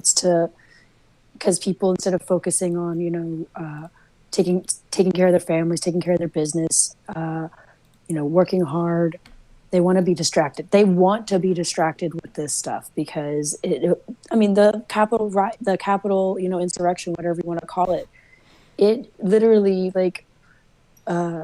causes people to have a super emotional reaction, and then they get emotionally invested in this. It's like it's that idea of like, it's my team versus your team, and I want my team to win, and I want to root for my team, and it's all just a distraction from your actual life and what's going on in your actual life. Yes. Holly in YouTube chat brings up a perfect analogy. She says the Romans were distracted by the Colosseum. Is this the modern day Colosseum? Have we gotten bored with sporting events? We don't have any wars. We don't have any international, combat going on. Nothing to really spark that deep emotional, existential fear in us. So we have to kind of create a show. Maybe that's it. Yeah. I think there's, definitely a show going on. Bread and circus, says JC Stick. Bread and circus. All right, we got 5 comments stacked up in here. Let's go through these. Yeah, I mean, it was a statement, right? So they were trying to figure out whether or not the count of the election was fair. And then on top of it, I believe also it was about Congress not having term limits. So they're kind of saying, you know what? On top of not feeling like we got the correct count, we feel because you're in office for decades upon decades, like Mr. President Biden, he's been in Congress for what, 60 years or 55? Like 47 years, I think. Yeah, I can hear the birds chirping in the background too. It sounds nice wherever you are, sir. But yeah, that's a great point. The whole point of that protest slash demonstration got completely obfuscated and blown apart by the media because they went there not to overthrow the government. That's not how you overthrow the government. You don't overthrow the government. You don't take over a country by occupying a building. They went there because they wanted election transparency. That was my understanding of it. They weren't trying to necessarily change the outcome. They didn't want to instate Trump as the president. They just wanted transparency. And what was the reaction to that? If somebody comes to you with a complaint or a desire or something that's missing from their life, they say, hey man, I'm really struggling, I need X. In this particular case, the media to the American people, 70 million people who voted for Trump, said, we hear that you need this and you're in distress because of this, but screw you, we don't even care, get out of here. So tolerant. Dang, they just keep coming. Let's see. Yeah, Stalking Horse brings up a great point. Biden's been in for 120 years, according to Biden. So if you quote Biden and say he's been in for 120 years, which he did just say at his own press conference, you would not be lying. Okay. In 1942, Asian Americans were put in not internment camps, and rights are not rights when the government can just take them away. And they took away their rights. Innocent, law-abiding Asian Americans, they just took them away, just like that.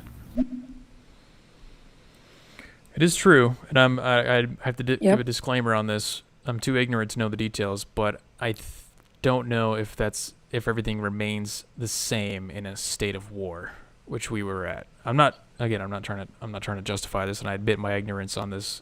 I don't know if there's a difference or not, but that may be what they would use to justify it. We're at war with these people. Yeah. Maybe, no idea, just brainstorming on the topic, but you are correct. Yeah, I don't think anybody can look back at that, what happened to the Japanese Americans being interned in, those camps that the U.S. government set up for them and go, yeah, that was totally cool. No, we all look back at that and go, no, Senator that wasn't Tammy cool. Duckworth said on Tuesday that you have to look at it in we have to look at it in historical context and go, during that time they were at war, they didn't know who was who, they were just trying to play it safe. Was it right looking back? No, but just trying to come to an understanding about what happened and why it happened is it's like a war panic or something. When you're in that state of distress, you just do stupid stuff. Because that was awful. Well, I mean, after 9/11, guess what happened? The Patriot Act was passed, and now the government is free to spy on us without any warrant, without any reason. They can spy on anybody for any reason. That's the trend. That's kind of just what happens. It's a reaction. It's a reaction when something bad happens. Exactly. Do we look? Is it okay? No, but that's why we have the rights that we do have, so we can actually discuss these things and have a exchange of ideas, so that way we can better understand these things. Yeah, you said that at the exact same time that Andy Ruski in YouTube chat says, yep, just like after 9/11, war does tend to take away rights. Doesn't make it right, but yeah, that is the case. That it's a trend. We're not justifying it, but we're just observing the fact that anytime there's a major crisis, in that case, a world war, some rights do get eroded. And it seems sometimes they don't come back, like 9/11, Patriot Act. You still got to get groped by an obese TSA agent as you go to the airport. No fun for anybody. Let's move on here. I'm going to try to get some new people in chat here, so I don't want to... Hey, just jumping on. Want to say hello. Hope you guys are enjoying the broadcast. Hope you guys are enjoying your nights. Hey. Hey, girl. Hey. So welcome to the stream. Rocky has entered the stream. What's going on? and couple that with the internet. Couple all of that with the utilization of the internet. Now, on Facebook, the feds be looking at that. They looking at every goddamn thing. They know every person that called you. They probably can eavesdrop and listen to your phone calls. They say they don't do that. Bullshit. So we already know that this federal government got finesse, and they have ultra technology. Finesse. I I like like it. this guy. Yeah, no, This guy's awesome. I love the way you phrase it as finesse. But yeah, Mm-hmm. again, you have to ask the question. We have the most powerful intelligence agencies in the world, and they couldn't find a bunch of redneck Trump protesters on Facebook. You know what I mean? Like how hard is it really, to be honest? These are the same people that we're trusting to find terrorists and stuff. No wonder we don't have an answer for what happened in Las Vegas yet. Right? Jeez. Still. Oh man, the media and the Democratic side of the party, table of politics here, is the ones who are making this a circus or a theater. They want to prolong it and make the Trump and Trump followers always keep hitting on him. It is true. And then the question becomes, Yeah. are they doing it for ideological reasons, or are they doing it because that's what gets them the most clicks, and that's what generates the most amount of revenue? Because you do have to answer these are private companies, CNN, MSNBC, stuff like that. These are private companies, and when you're a private company, your number one motivator is shareholder profit. So is it because of an ideological thing? Are they being controlled from a higher level, or is it just a profit motive? I don't know.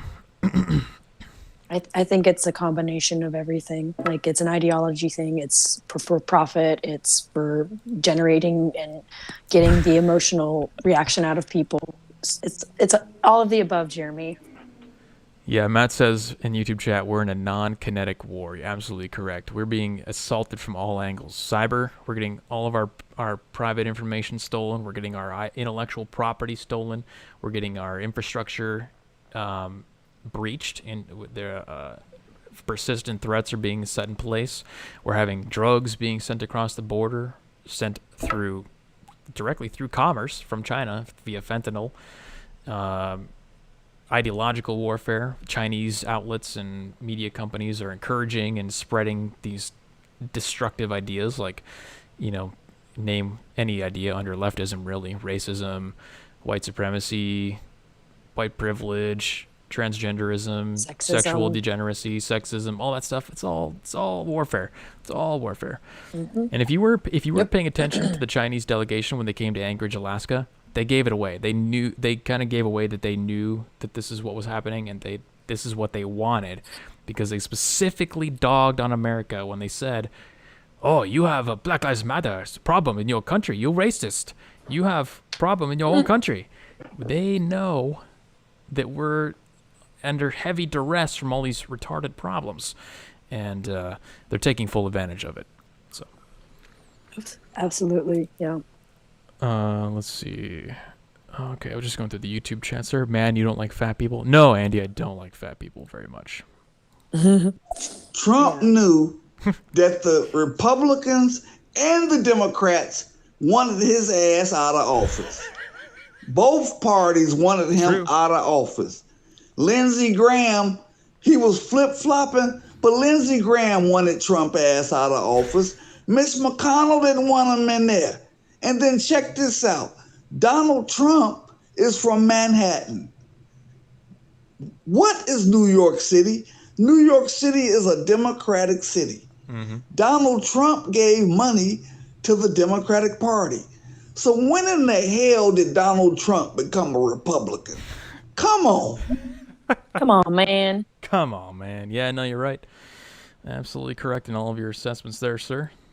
Yeah, but the Japanese got compensated for that. I think it was George Bush Jr.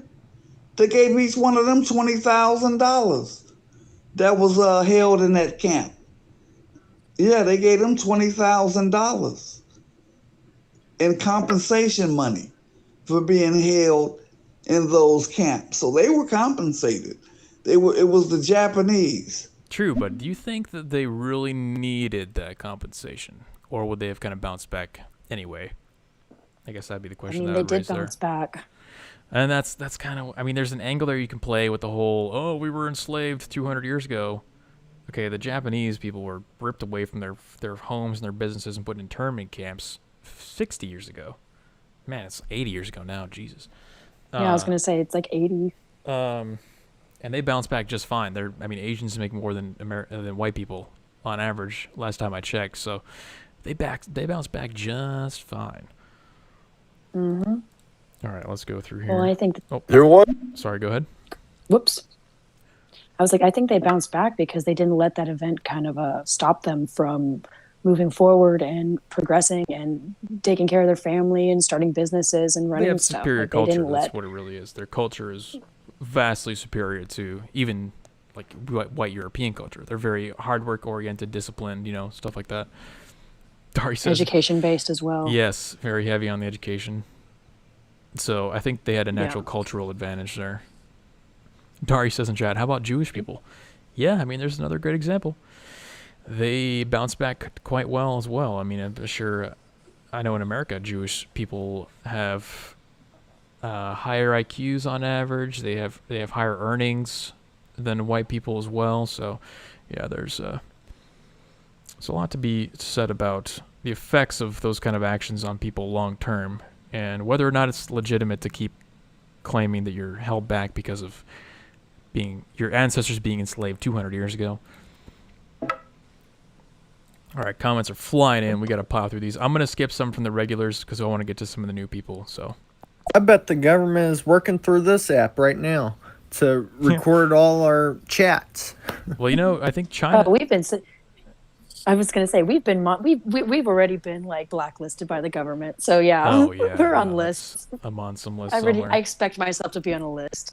we're giving. That's the thing about the whole situation, Brad, is that we're giving all this information about ourselves away voluntarily. Okay, when you sign the terms and agreements on Twitter and Facebook and whatever it is, you're basically saying, hey, do whatever you want with my information. I don't even care.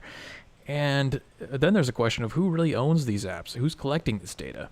China, for example, TikTok was a Chinese app. I don't know if the ownership has changed hands or if Microsoft bought it or what the situation was, but China had an application on millions of phones in America gathering data on millions of American citizens, and they were just giving it away for free. So, something to think about when you get on these apps and you're giving away personal information. That's why I don't have any social media. And I will never, no actual real social media. I have social media for this, my YouTube and stuff, but I don't put my personal information out online. Not even on LinkedIn. You know how many job offers I'd get if I was on LinkedIn? But I don't do it because I don't want my information out there. Yeah, you're smart, Jeremy. Well, basically, they're saying that this was financed through no other than who? Roger Stone. You know what I'm saying? Now, it costs what?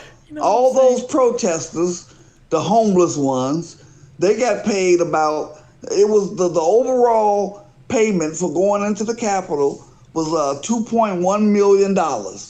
That's how much they got paid in the hotel rooms before they all went home. So we know, and guess who was the head individual? Roger Stone. Come on, man. This is comical, man. This is Hollywood. Come on, man. No, yeah, you're right. Anyone really paying attention knows it's an absolute joke. Yeah, because Roger Stone is an incredible mastermind. And that's what they were trying to say. That's not the reality of it, because we got a couple people in our Dari and YouTube chats like, Roger Stone, what? Yeah, it wasn't actually Roger Stone. It's just that's the kind of stupid stuff they say to try to get you to believe that, white nationalists and whatnot. So, yeah, more white nationalists. Let's see. Okay, we got Brad, and then another one from Donzi, and then Dry White Toast coming up here. But this does get into a really good question about when you guys bring up these things about, well, no wonder we can't get terrorists. Why couldn't we get these people? Yes. So they could search all this. They can, tap phone lines, be on the internet, and follow everything. But how far does infringing on our rights go? Can you arrest someone before they've done a crime, before they've committed a crime? And and that does go for terrorists. They're tracking people for years, and then they finally, drive a car through something. But they didn't technically have anything on them until they did it. So that's a slippery slope too, where you start, does the ends justify the means? And that's a hard argument to have, or just a hard decision. No, it's a great point, Leah, because it kind of brings up the concept of, like pre-crime, like in, what's that movie, Minority Report? They know that the crime is going to happen beforehand, so they arrest them before it happens. I think the most relevant example I can give would be the Parkland shooting incident, where he was reported to the FBI, I think, multiple times. Yeah, multiple of his peers or kids that he used to go to school with, they reported him. I think even like his parents reported him too, or something. Like he had a lot of people like contacting the FBI worried about him. Yeah, so here's this is an article that I just pulled up real quick from TampaBay.com. It says, FBI Director Chris Wray said Tuesday, this is from November 6, 2019, that 2 FBI employees were disciplined for failing to pass along a tip that the Parkland school shooter was, quote, going to slip into a school and to shoot it up. So, there's one example right there of it was an actual case of documented, what would be the proper term for that? Incompetence. So they had multiple tips that this guy was going to shoot it up, and at least, again, yeah, you're correct, they couldn't have arrested him before he did it, but they could have had eyes on the guy. They could have seen that he was purchasing a gun, or he was on these messaging boards talking about shooting people and stuff like that, and acquiring firearms and whatnot. So yeah, that's a tough question. You're absolutely right. It's a tough gray area. You can't really do anything before they break the law, but I think there's still a bigger question of how we're allocating resources. I would like to know, maybe they could give us, transparency in how many, have they stopped any mass shootings lately? Have they arrested any terrorists lately? I remember when this all started happening with 9/11, they were really cracking down on wiretapping and stuff like that. I was waiting for some kind of justification of that by having them come out and say, oh, well, today we intercepted 13 terrorists who were planning. And there were a few stories of that, if you remember. So it was a long time ago, but I do remember there was a couple stories of, we intercepted terrorists here and there.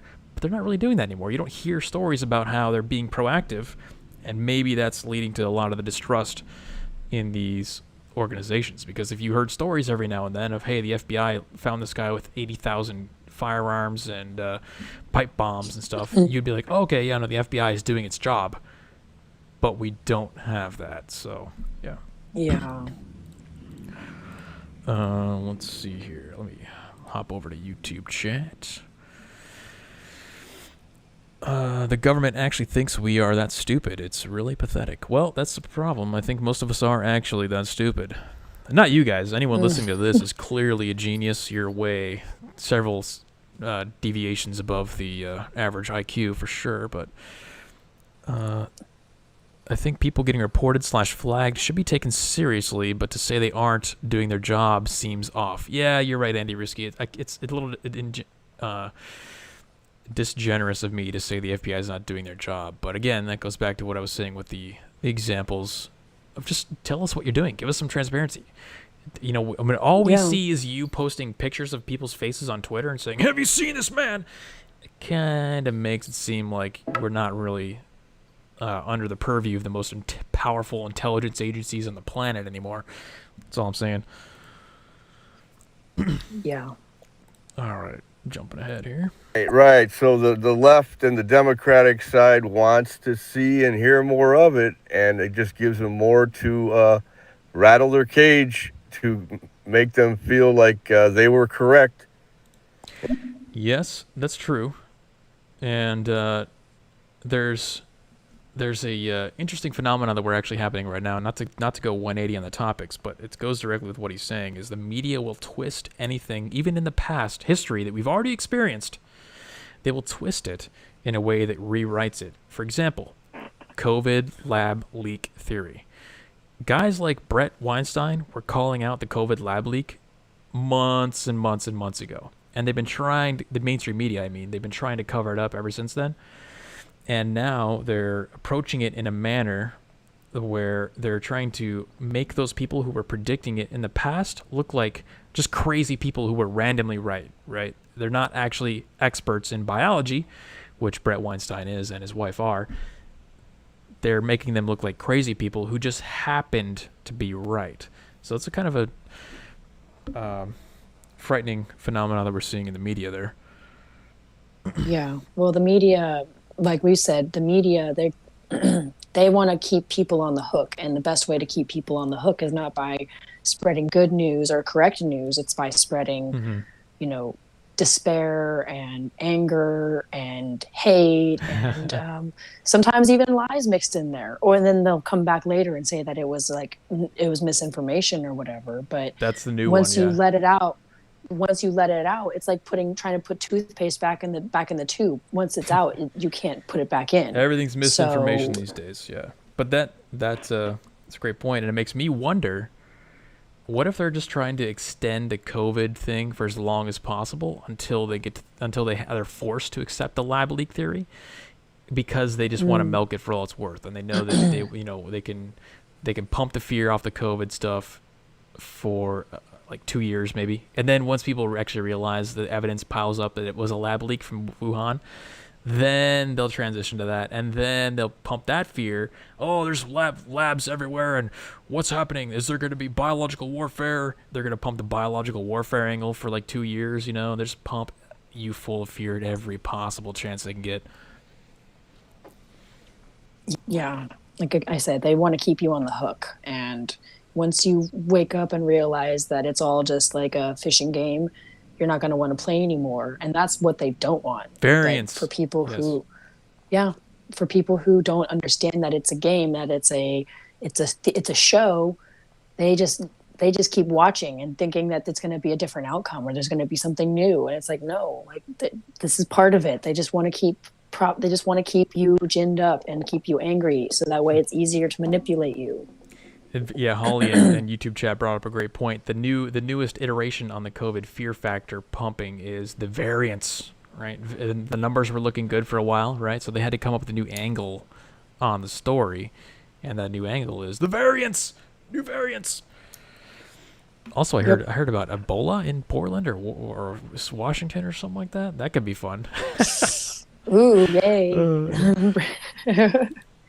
Trump plays golf with Bill Clinton. They're best buds. I saw this one picture where he was playing golf and he had his MAGA hat on, shaking hands with Bill Clinton. I mean, that's a big come on right there. Come on, man. Yeah, no, you ain't wrong. They needed that compensation. They got $20,000. That's a lot of goddamn money. Yeah, they were able to build businesses, put their money together. You think about all the thousands of them that were held in that camp. That's how they got a foothold in America a little bit through that $20,000. Hell yeah, that's a lot of money. No, yeah, you're right. You are correct, sir. It's a lot less of a gray area though, because in that case, if you want to draw any parallels, which people probably would to, like the enslavement of blacks in America and their request for reparations, it's a lot harder to allocate funds to people who don't exist anymore. Whereas with the Japanese internment, you have people who were still alive. You have direct descendants of those people, maybe the children that were, interned with their parents. So you're correct. Yeah. Yeah. And also, too, it's like, yeah, they pulled their money together and they, started businesses. But I'm pretty sure, like, after all that happened, like right after they were released from the internment camps, they were still killing it and still doing well when it comes to money and success. And they still had like the same values that they do now, where it's, get married, have children, take care of your children, get an education, and work hard. That's a good point. Pretty sure that those values didn't stop or they didn't let those values seep away when they were interned. They still had those values, and they still continued to press those values after they were let out. They didn't put their entire lives on hold for that duration between the internment and the reparations, right? They just got back into society and they got directly back to work. Because there was a big gap in time between when they were interned and when they got the actual $20,000 check. As he mentioned, I think it was George Bush Sr. So, all right. No, the Japanese flourished because of the Marshall Plan. Remember, after they dropped the bomb, of the United States gave the Japanese what was called the Marshall Plan, where they redid their infrastructure, gave them all types of grants and all types of loans, and it was called the Marshall Plan. Remember, after they dropped the bomb, they reconfigured the Japanese economy. That's why the Japanese are a premier country to this day, was because of the Marshall Plan. Well, I don't know if you understand what happens when we go to war with countries. We bomb the shit out of them, and then we go in and we rebuild them, and we help them, and we fix them. That's just kind of what the United States historically has done over like generations of time. So yeah, if I bombed a freaking country and wiped out like, areas of land in that country, and I was the leader of the country that did it, I would feel bad and want to go and help them and, try to get them back on their feet again. That's just kind of what we've done historically. I'll admit I don't know anything about the Marshall Plan, but I don't know about the Marshall Plan either, but I've just like this. That's just something that I've learned in history that we've done over time with war. Like even with like the Middle Eastern wars, we go there, we bomb them, we kill a lot of people, and then we go back in and dump bucket loads of money in there. Yeah, we dump buckets of money on them to help rebuild, because didn't work so well that's just for what we've done. Afghanistan and Iraq, though. Somehow they didn't pop back. Well, right. Contrast the outcome of Japan to countries like that, not really the same outcome, which again would lead me to more of like a cultural argument. I think their culture is just superior. Mm-hmm. Hey, I'm enjoying listening to you guys. Just wondering where to find your YouTube chat you keep mentioning. Keep up the good work. People need to hear the truth, especially when they're bombarded by Mockingbird Media. Mockingbird Media. I like that. Dry white toast. I like that. We are on youtube.com/weekly narrative, all one word. We do live streams every Tuesday and Saturday at 7 p.m. PST. And we are over 2 hours into this stream. Delaney, are you good to keep going for a little bit? I mean, we got some comments in chat. I'm liking the conversation, so. I'm good, buddy. Let's keep going. Buddy. All right, let's do it. Buddy. You're gonna say bro, and then you're like buddy. Yeah, my hoarse voice just didn't allow me to actually say what I wanted to say. All right, let's do it. I want to elucidate two things for people.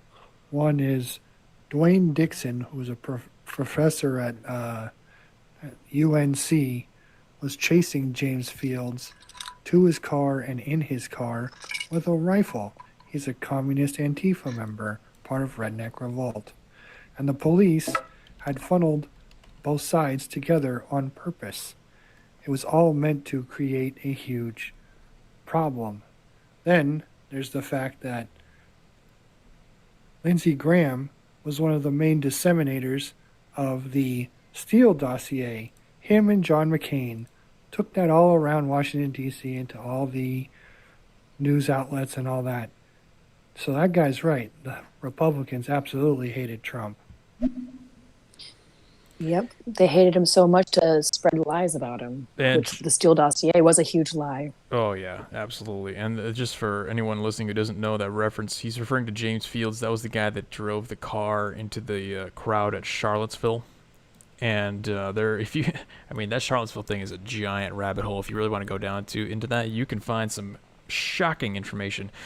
I don't know about the fact that they're funneling people in that particular manner, but it would not, based on everything else that I've seen about that particular case, that would not shock me at all. I mean, he was literally trapped going down an alley one way, and there was only people blocking him from like both sides. So, you got to question what really went on there. And there's a reason why the details weren't covered in the media. Remember that. All you ever heard was guy drives a car into the crowd. That's it. That's all you ever heard. You didn't hear about the fact there are 4 different sides involved in Charlottesville, 4 different parties. You didn't hear about the fact that that the guy in the car was basically trapped and he only had one way to go, and he didn't continue driving through the crowd. He stopped and things like that. You just, yeah.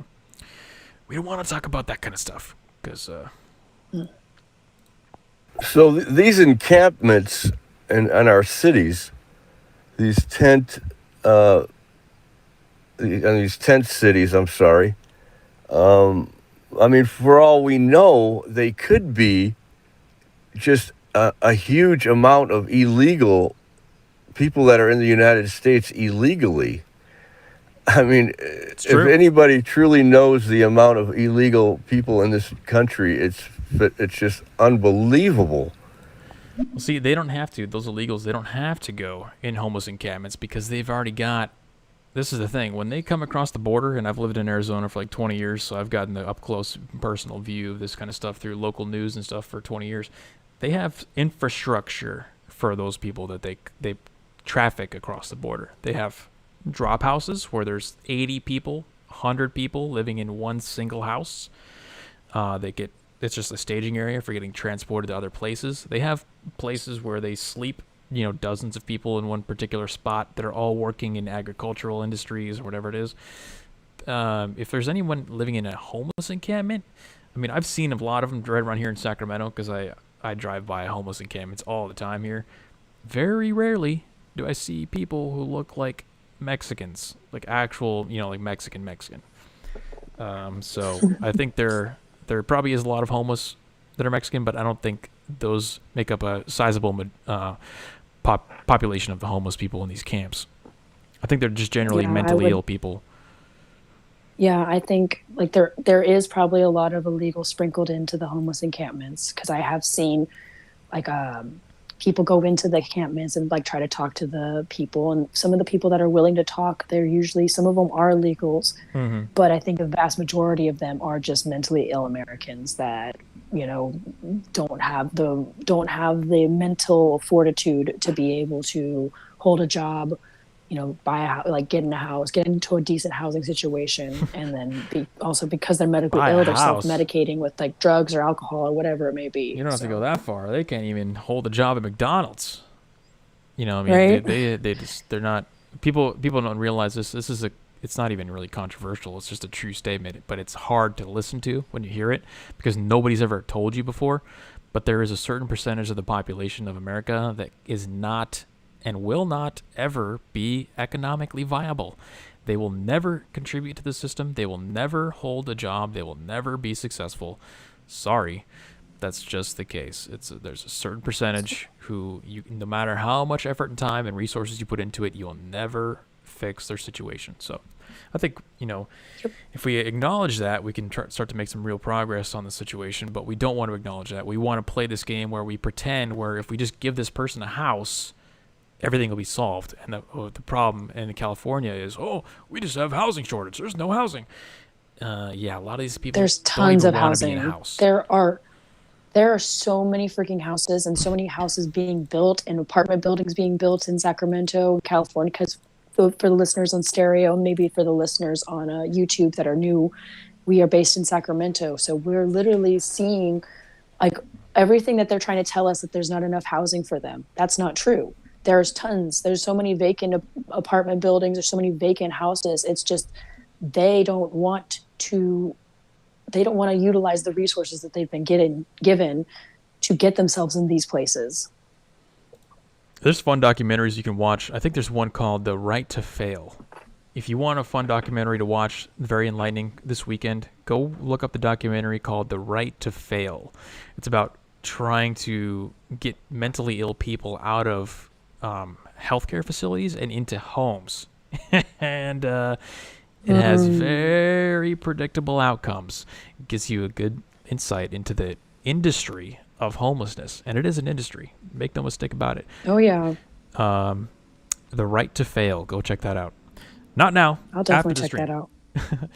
Yeah. Stay with us. Yeah. Check it out after we stop broadcasting. Shit, the descendants of the slaves, we still here. What you mean, not here no more? We still here. It's damn near 40 million of us. No, I'm not saying the descendants aren't here. I'm saying it's hard to map who to give money to and how much money. That's what I'm saying. A lot harder than it is Yeah.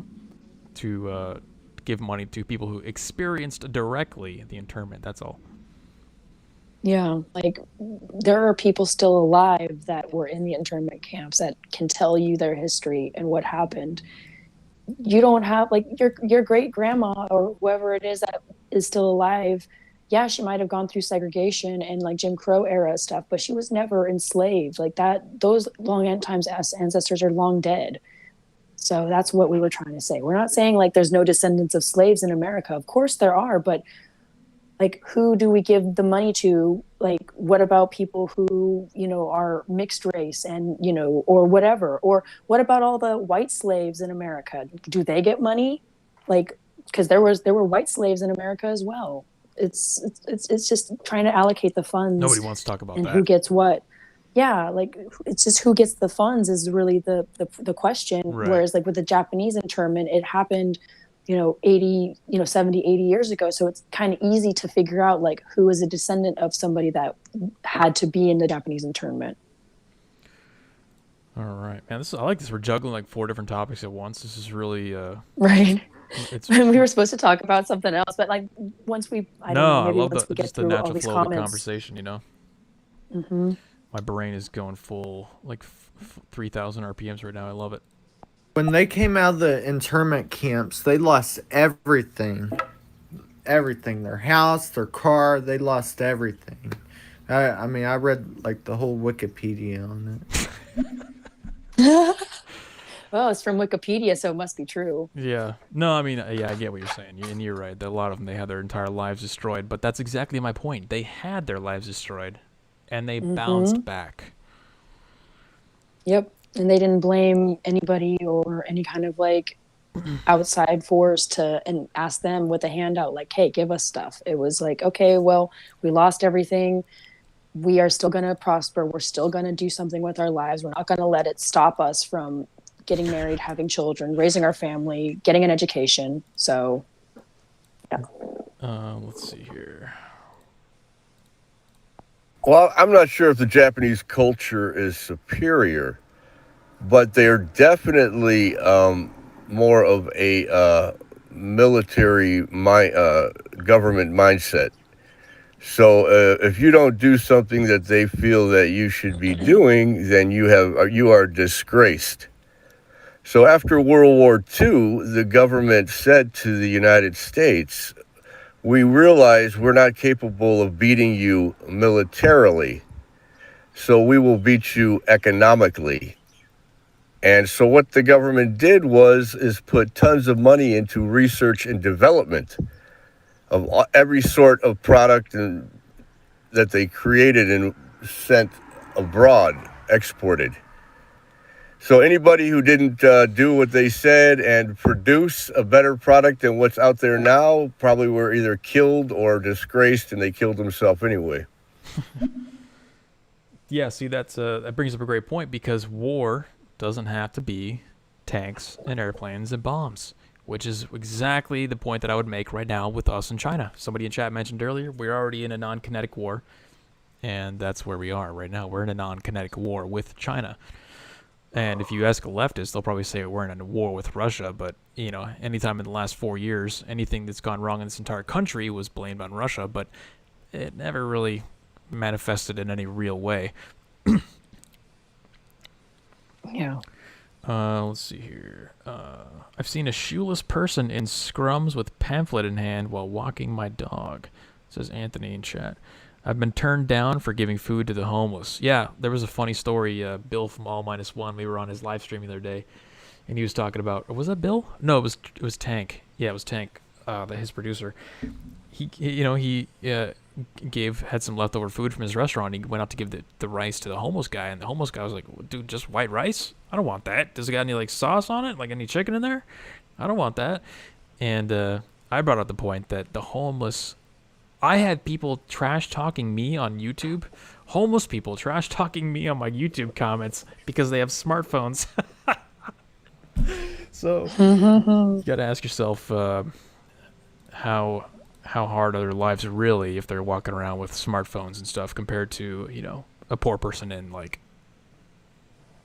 I don't know, Mexico or Nigeria or something like that. Yeah. All right, let's do a couple more of these and wrap it up in 7 minutes. Okay, sound good? Okay. Sounds good. I mean, 2.5 hours, guys. We're going above and beyond for you guys because the conversations are good. YouTube chat is on fire. Stereo comments are coming in left and right. So, got to get it while the getting's good. You know what I'm saying? Hell yeah. The only reason why the Republicans are sticking with Donald Trump is because Donald Trump has $300 million from that PAC. Remember? They know he got that money. That means Donald Trump can control their elections and give the money to other candidates to beat them. That's the only reason why they still got Donald Trump around, because of that $300 million he got. I didn't know about the 300 mil, but that does make sense. Yeah. I mean, why wouldn't you want to keep somebody around that has that much money? Like, yeah. He's kind of the playmaker at this point. You know what I mean? Like, you got to get his blessing. He's still going around like trying to, you know, endorse local candidates and governors and stuff like that. So he's still kind of like the guy, the playmaker. Yeah. It's not really hard to map who to give money to. Reparations is just a promise that the government made. I believe there was a promise when the slave owners had to relinquish the slave, and they were promised a meal and land. You can like Google that. So that's part of the reparations. So people of those descendants, which would be easy to figure out, similarly to how we did it for the farmers. And then obviously from 2008, we bailed out the banks, but we did not help out many of the poorer communities. So there are many different avenues that reparations can be amended. And there are other things that have been proposed as well that you can look up, that reparations obviously needs an update, but there can be amendments to the policy that will make it make sense, I guess. You got any thoughts on that, Delaney? I got one that I want to go off on. I mean, yeah, like, okay, if the you know, plantation owners made the promise for reparations, then let's make the plantation owners pay for the reparations. If they made that promise, or make their descendants pay the reparations. Why are we putting all of the work on the government to pay off the reparations? That's a good point. Yeah, where does the responsibility lie? Is it in the American people who pay the taxes that gets redistributed, or is it on the people who purchased the slaves in the first place? That's a good question. I think it's kind of open-ended there. Yeah, it's an open-ended question. The other, this is how I like this. Scott Adams frames the reparations question this way, and he asks the question: reparations is really kind of a like in the case of the Japanese in the internment camps, we paid them because their lives were disrupted from being interned. But so there was a change from one period to the other, and then with slavery, they were brought over from Africa. The reparations would be payment for the change that they endured. If his argument is that if you weren't brought over to America as a slave, you and your ancestors would still be in Africa right now. Is that better or worse than having gone through slavery but now getting to live in the best country in the world? It's a thought provoker. You know, it's not an answer, but it's a thought provoker. Yeah, I agree. Yeah, definitely gets your juices flowing in your brain, or at least it should. White slaves in America? You mean indentured slaves? There were no white slaves in America. Oh my God. And then again, yes, you can. It's easily to find out who are the direct descendants of slaves. It is. Okay, but the question remains: how much do you pay them? What exactly are you compensating them for? Stuff like that. You know what I mean? Like there's questions around it. Yeah, And well, who I mean, pays? yeah, there were white slaves in America. Did you not know about like the Irish being enslaved? Well, Irish are so underprivileged that we don't even care about those guys at all. No, I'm with the black community, and on this stereo podcast, you can hear a lot of podcasts of coming on the black communities and saying that we're still feeling the pain and the suffering from our ancestors being in slavery. I mean, I hear it all the time. I'll get on these podcasts. So they're saying that we need to recover and heal from our ancestors being beaten and raped and killed and during the slavery time. Okay, here's the question that will stop all the discussion around slavery. And if you can't answer this, then you don't get to propose anything at all. So listen up. This is how it goes. If you can't tell me when we are done with reparations, when we have fulfilled our obligation to repay them, if you can't clearly define that, we are not going to have any discussions. Because what's going to happen, and what we're already seeing happen now, like in Illinois, they're giving reparations. It's just going to become an open-ended thing where it's going to last forever. Every single time the black community is feeling down or they have something going against them, what are they going to say? Well, it's because we were enslaved. And then what are they going to do? They're going to ask for reparations. Okay, all right. We all know the game that's going to be played there. So what you need to do is define clearly, preferably in a list with bullet points, exactly how and what you need to consider our obligation for reparations to be fulfilled. Until you can produce that, then there is no really discussion to be had, because what's going to happen is you're just going to say, well, we need reparations for this, we need reparations for that. 10 years later, we need reparations for this, we need reparations. Nope, because look, you filled out this sheet of paper 10 years ago. It said that reparations were complete when we listed all these things, and we did all those things, so you can't say you need reparations anymore. Without that list, there's no discussion. There's nothing that can happen. Does that make sense? Yeah, makes sense to me. So we need to define what's on that list before we need to define the endpoint, the goal, the objective to consider reparations fulfilled, and then we can have discussions about who gets paid and how much. So what the gentleman was saying about what we did for Japan and help rebuilding Japan, we can do something similar for the black community, but it won't be like handing out checks. Okay, that's on the same vein as basically what I was saying. You need to define what the objective and what the end goal is before we can do any of that.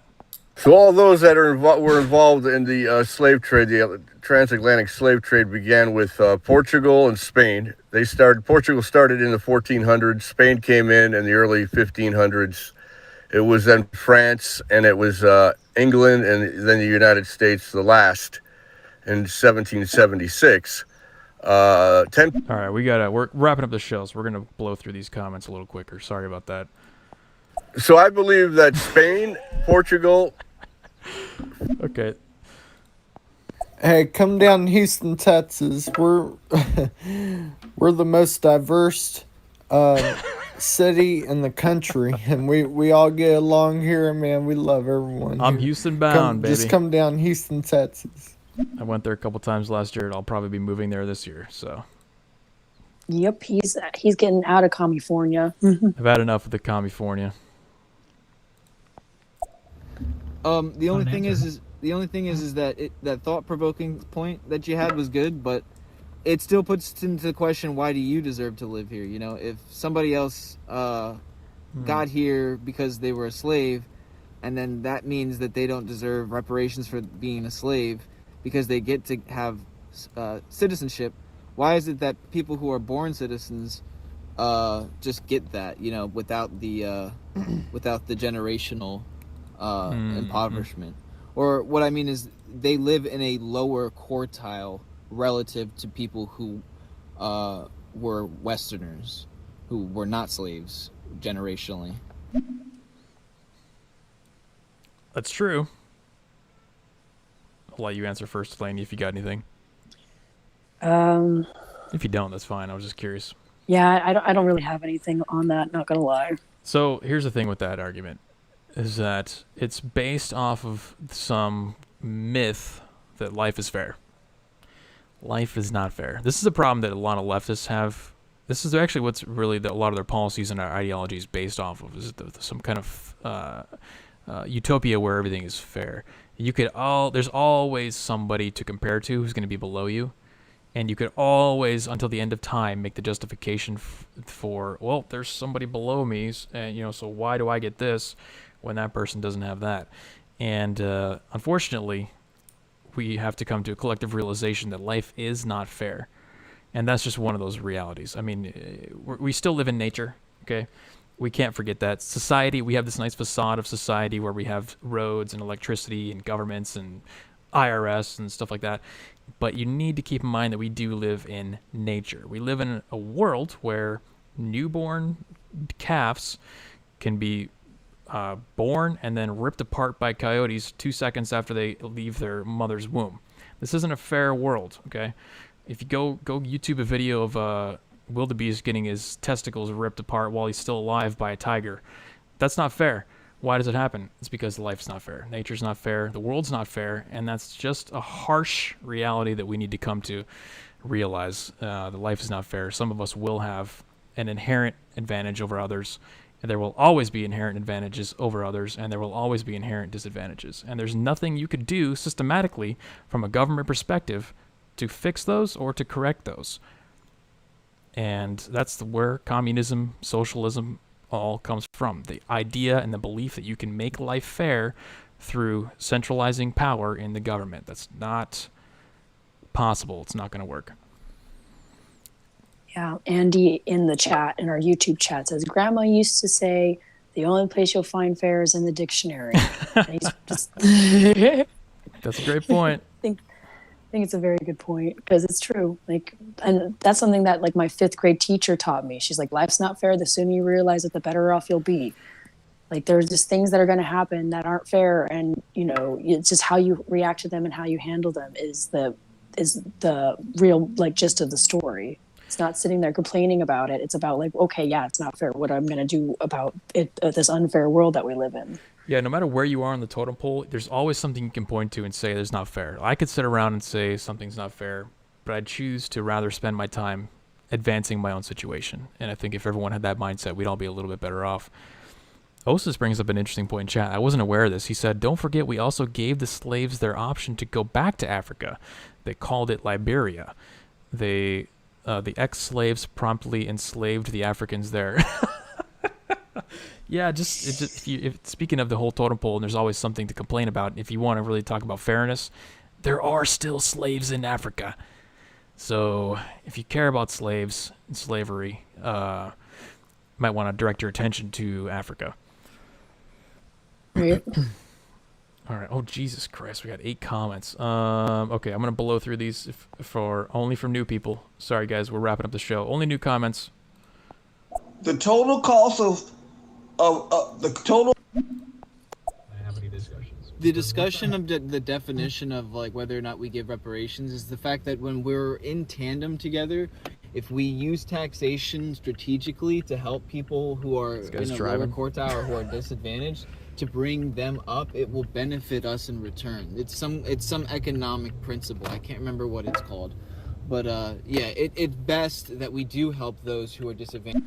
I don't ever think an economically sound decision starts with taking money from the people through taxes and increasing taxes, or spending money on people's behalf. If reparations were to happen, the most effective way would be to set up public choice for people to contribute to it, and not to involuntarily rip money from people via taxes through the government, which is inefficient. A lot of that will be wasted and then redistributed on some inefficient method to the descendants of slaves. If it should be a grassroots thing where people do it themselves. Yeah. Anytime you're doing something through the government, you're going to get massive inefficiencies, massive loss, and massive waste. So. Well, that's what we. Sorry, man. I got to skip. Hey, man. Let me complete my when I come in and I leave a message, please let me go all the way through. You're cutting me off pretty quickly here. I don't know why that is. I told you, man. But, dude, you're not letting me talk all the way through. Because we're wrapping up the show. We gotta jump. What we're involved other objectives and end goals could just be like funding black schools so that they're better, like education, putting money into like I think we're already doing that. Decommodifying certain sectors and services so that people can have like easier cost of living. There are things that you can do, like policies that you can pass. Right, but again, define the end goal. Otherwise, it's just gonna keep happening into perpetuity, and then we're gonna be here 2,000 years later, making advantages for blacks because of slavery. We have to define the end goal. Yeah. So my question is, babies or scabies? Babies. Babies for sure. Babies. I think you Always agree with babies. that, Delaney. Yeah. Absolutely, always babies. Anyways, man, if you're gonna cut me off again, then I just won't even bother with you ever again, man. And don't come to my podcast and think that. Then I'm cutting him off. Sorry, bro. We had rules we going through at the beginning of the show. We got to get to new people, and we can't listen to like 10-minute chats from everyone. Just because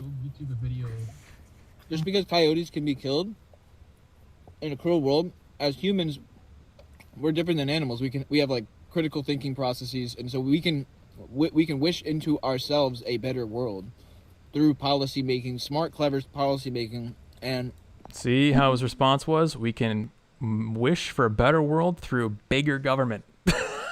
He literally explained back to me exactly what I said would not work. You cannot make a better world through the government, man. That's very feminine. The government is very inefficient at helping with these kinds of things. Like we can literally point back to policies that were passed that didn't do anything to help the communities. Like the Great Society Act back in, what was that, like the 60s? Mm-hmm. That was giving money and giving resources to Black people, and all it did was the single motherhood rate skyrocketed, poverty went through the roof. Like there's just all kinds of like points in history that we can look at and go, okay, maybe allocating funds and doing policy to help with these things isn't actually going to work. Yep. I don't think that running through the government is a sound idea anymore. Yeah. Like, we tried that and it's not working. Here you go.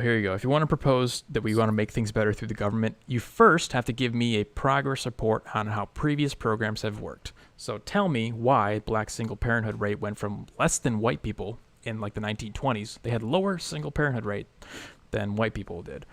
How that completely inverted to now we have nearly 80% single parenthood rate in Black communities because of programs like the one that Delaney mentioned, where we're offering welfare, we're encouraging these people to go on welfare. I would give that program an F grade for effectiveness because, just look at the outcome. So do a progress report on how previous programs have worked, tell me if they were successful or not, and then base your decision to implement further programs off of that decision. I think you would find that government programs are completely ineffective and on top of being incredibly inefficient.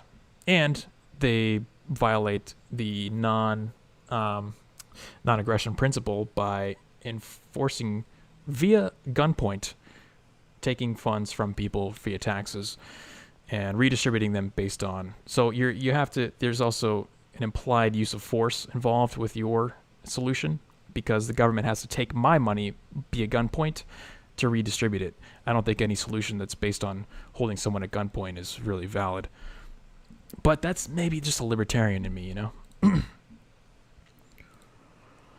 Holly in YouTube chat says, octopuses have critical thinking processes and they can change colors and they have far superior eyesight. Checkmate humans.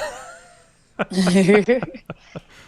right. They're coming for us. 2 more comments, guys, and then we'll wrap it up here.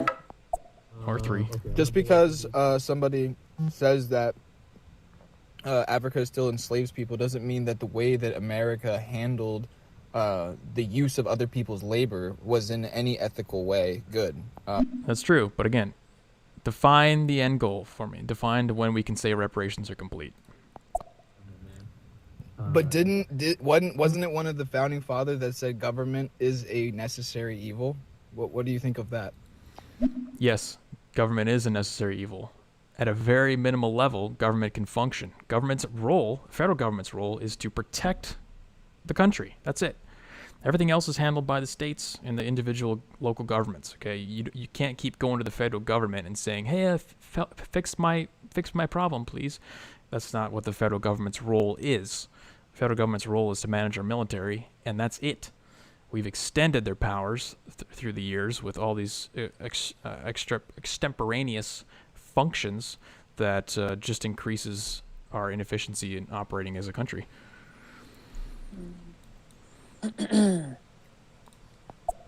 I think the libertarian in you is to argue with my straw man. Give me a list. We'll be back here on Tuesday and Saturday, every 7 p.m. PST.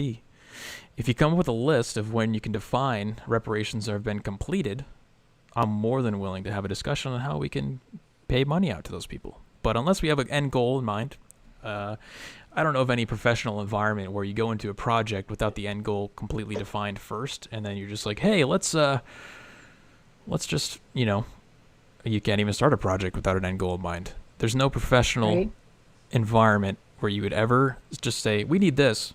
How do we get it, though? Well, I don't know. Let's just try to get it. Let's just try 1,000 different things for 10,000 different years until we randomly come across the solution for what we're trying to do.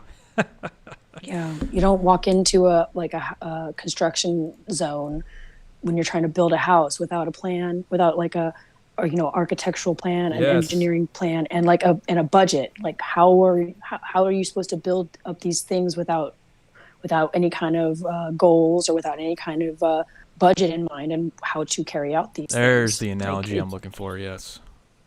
And when the house is done. When the house is done, when all the parts have been put in place, you can step back and look from the roadside and say, yes, this is done.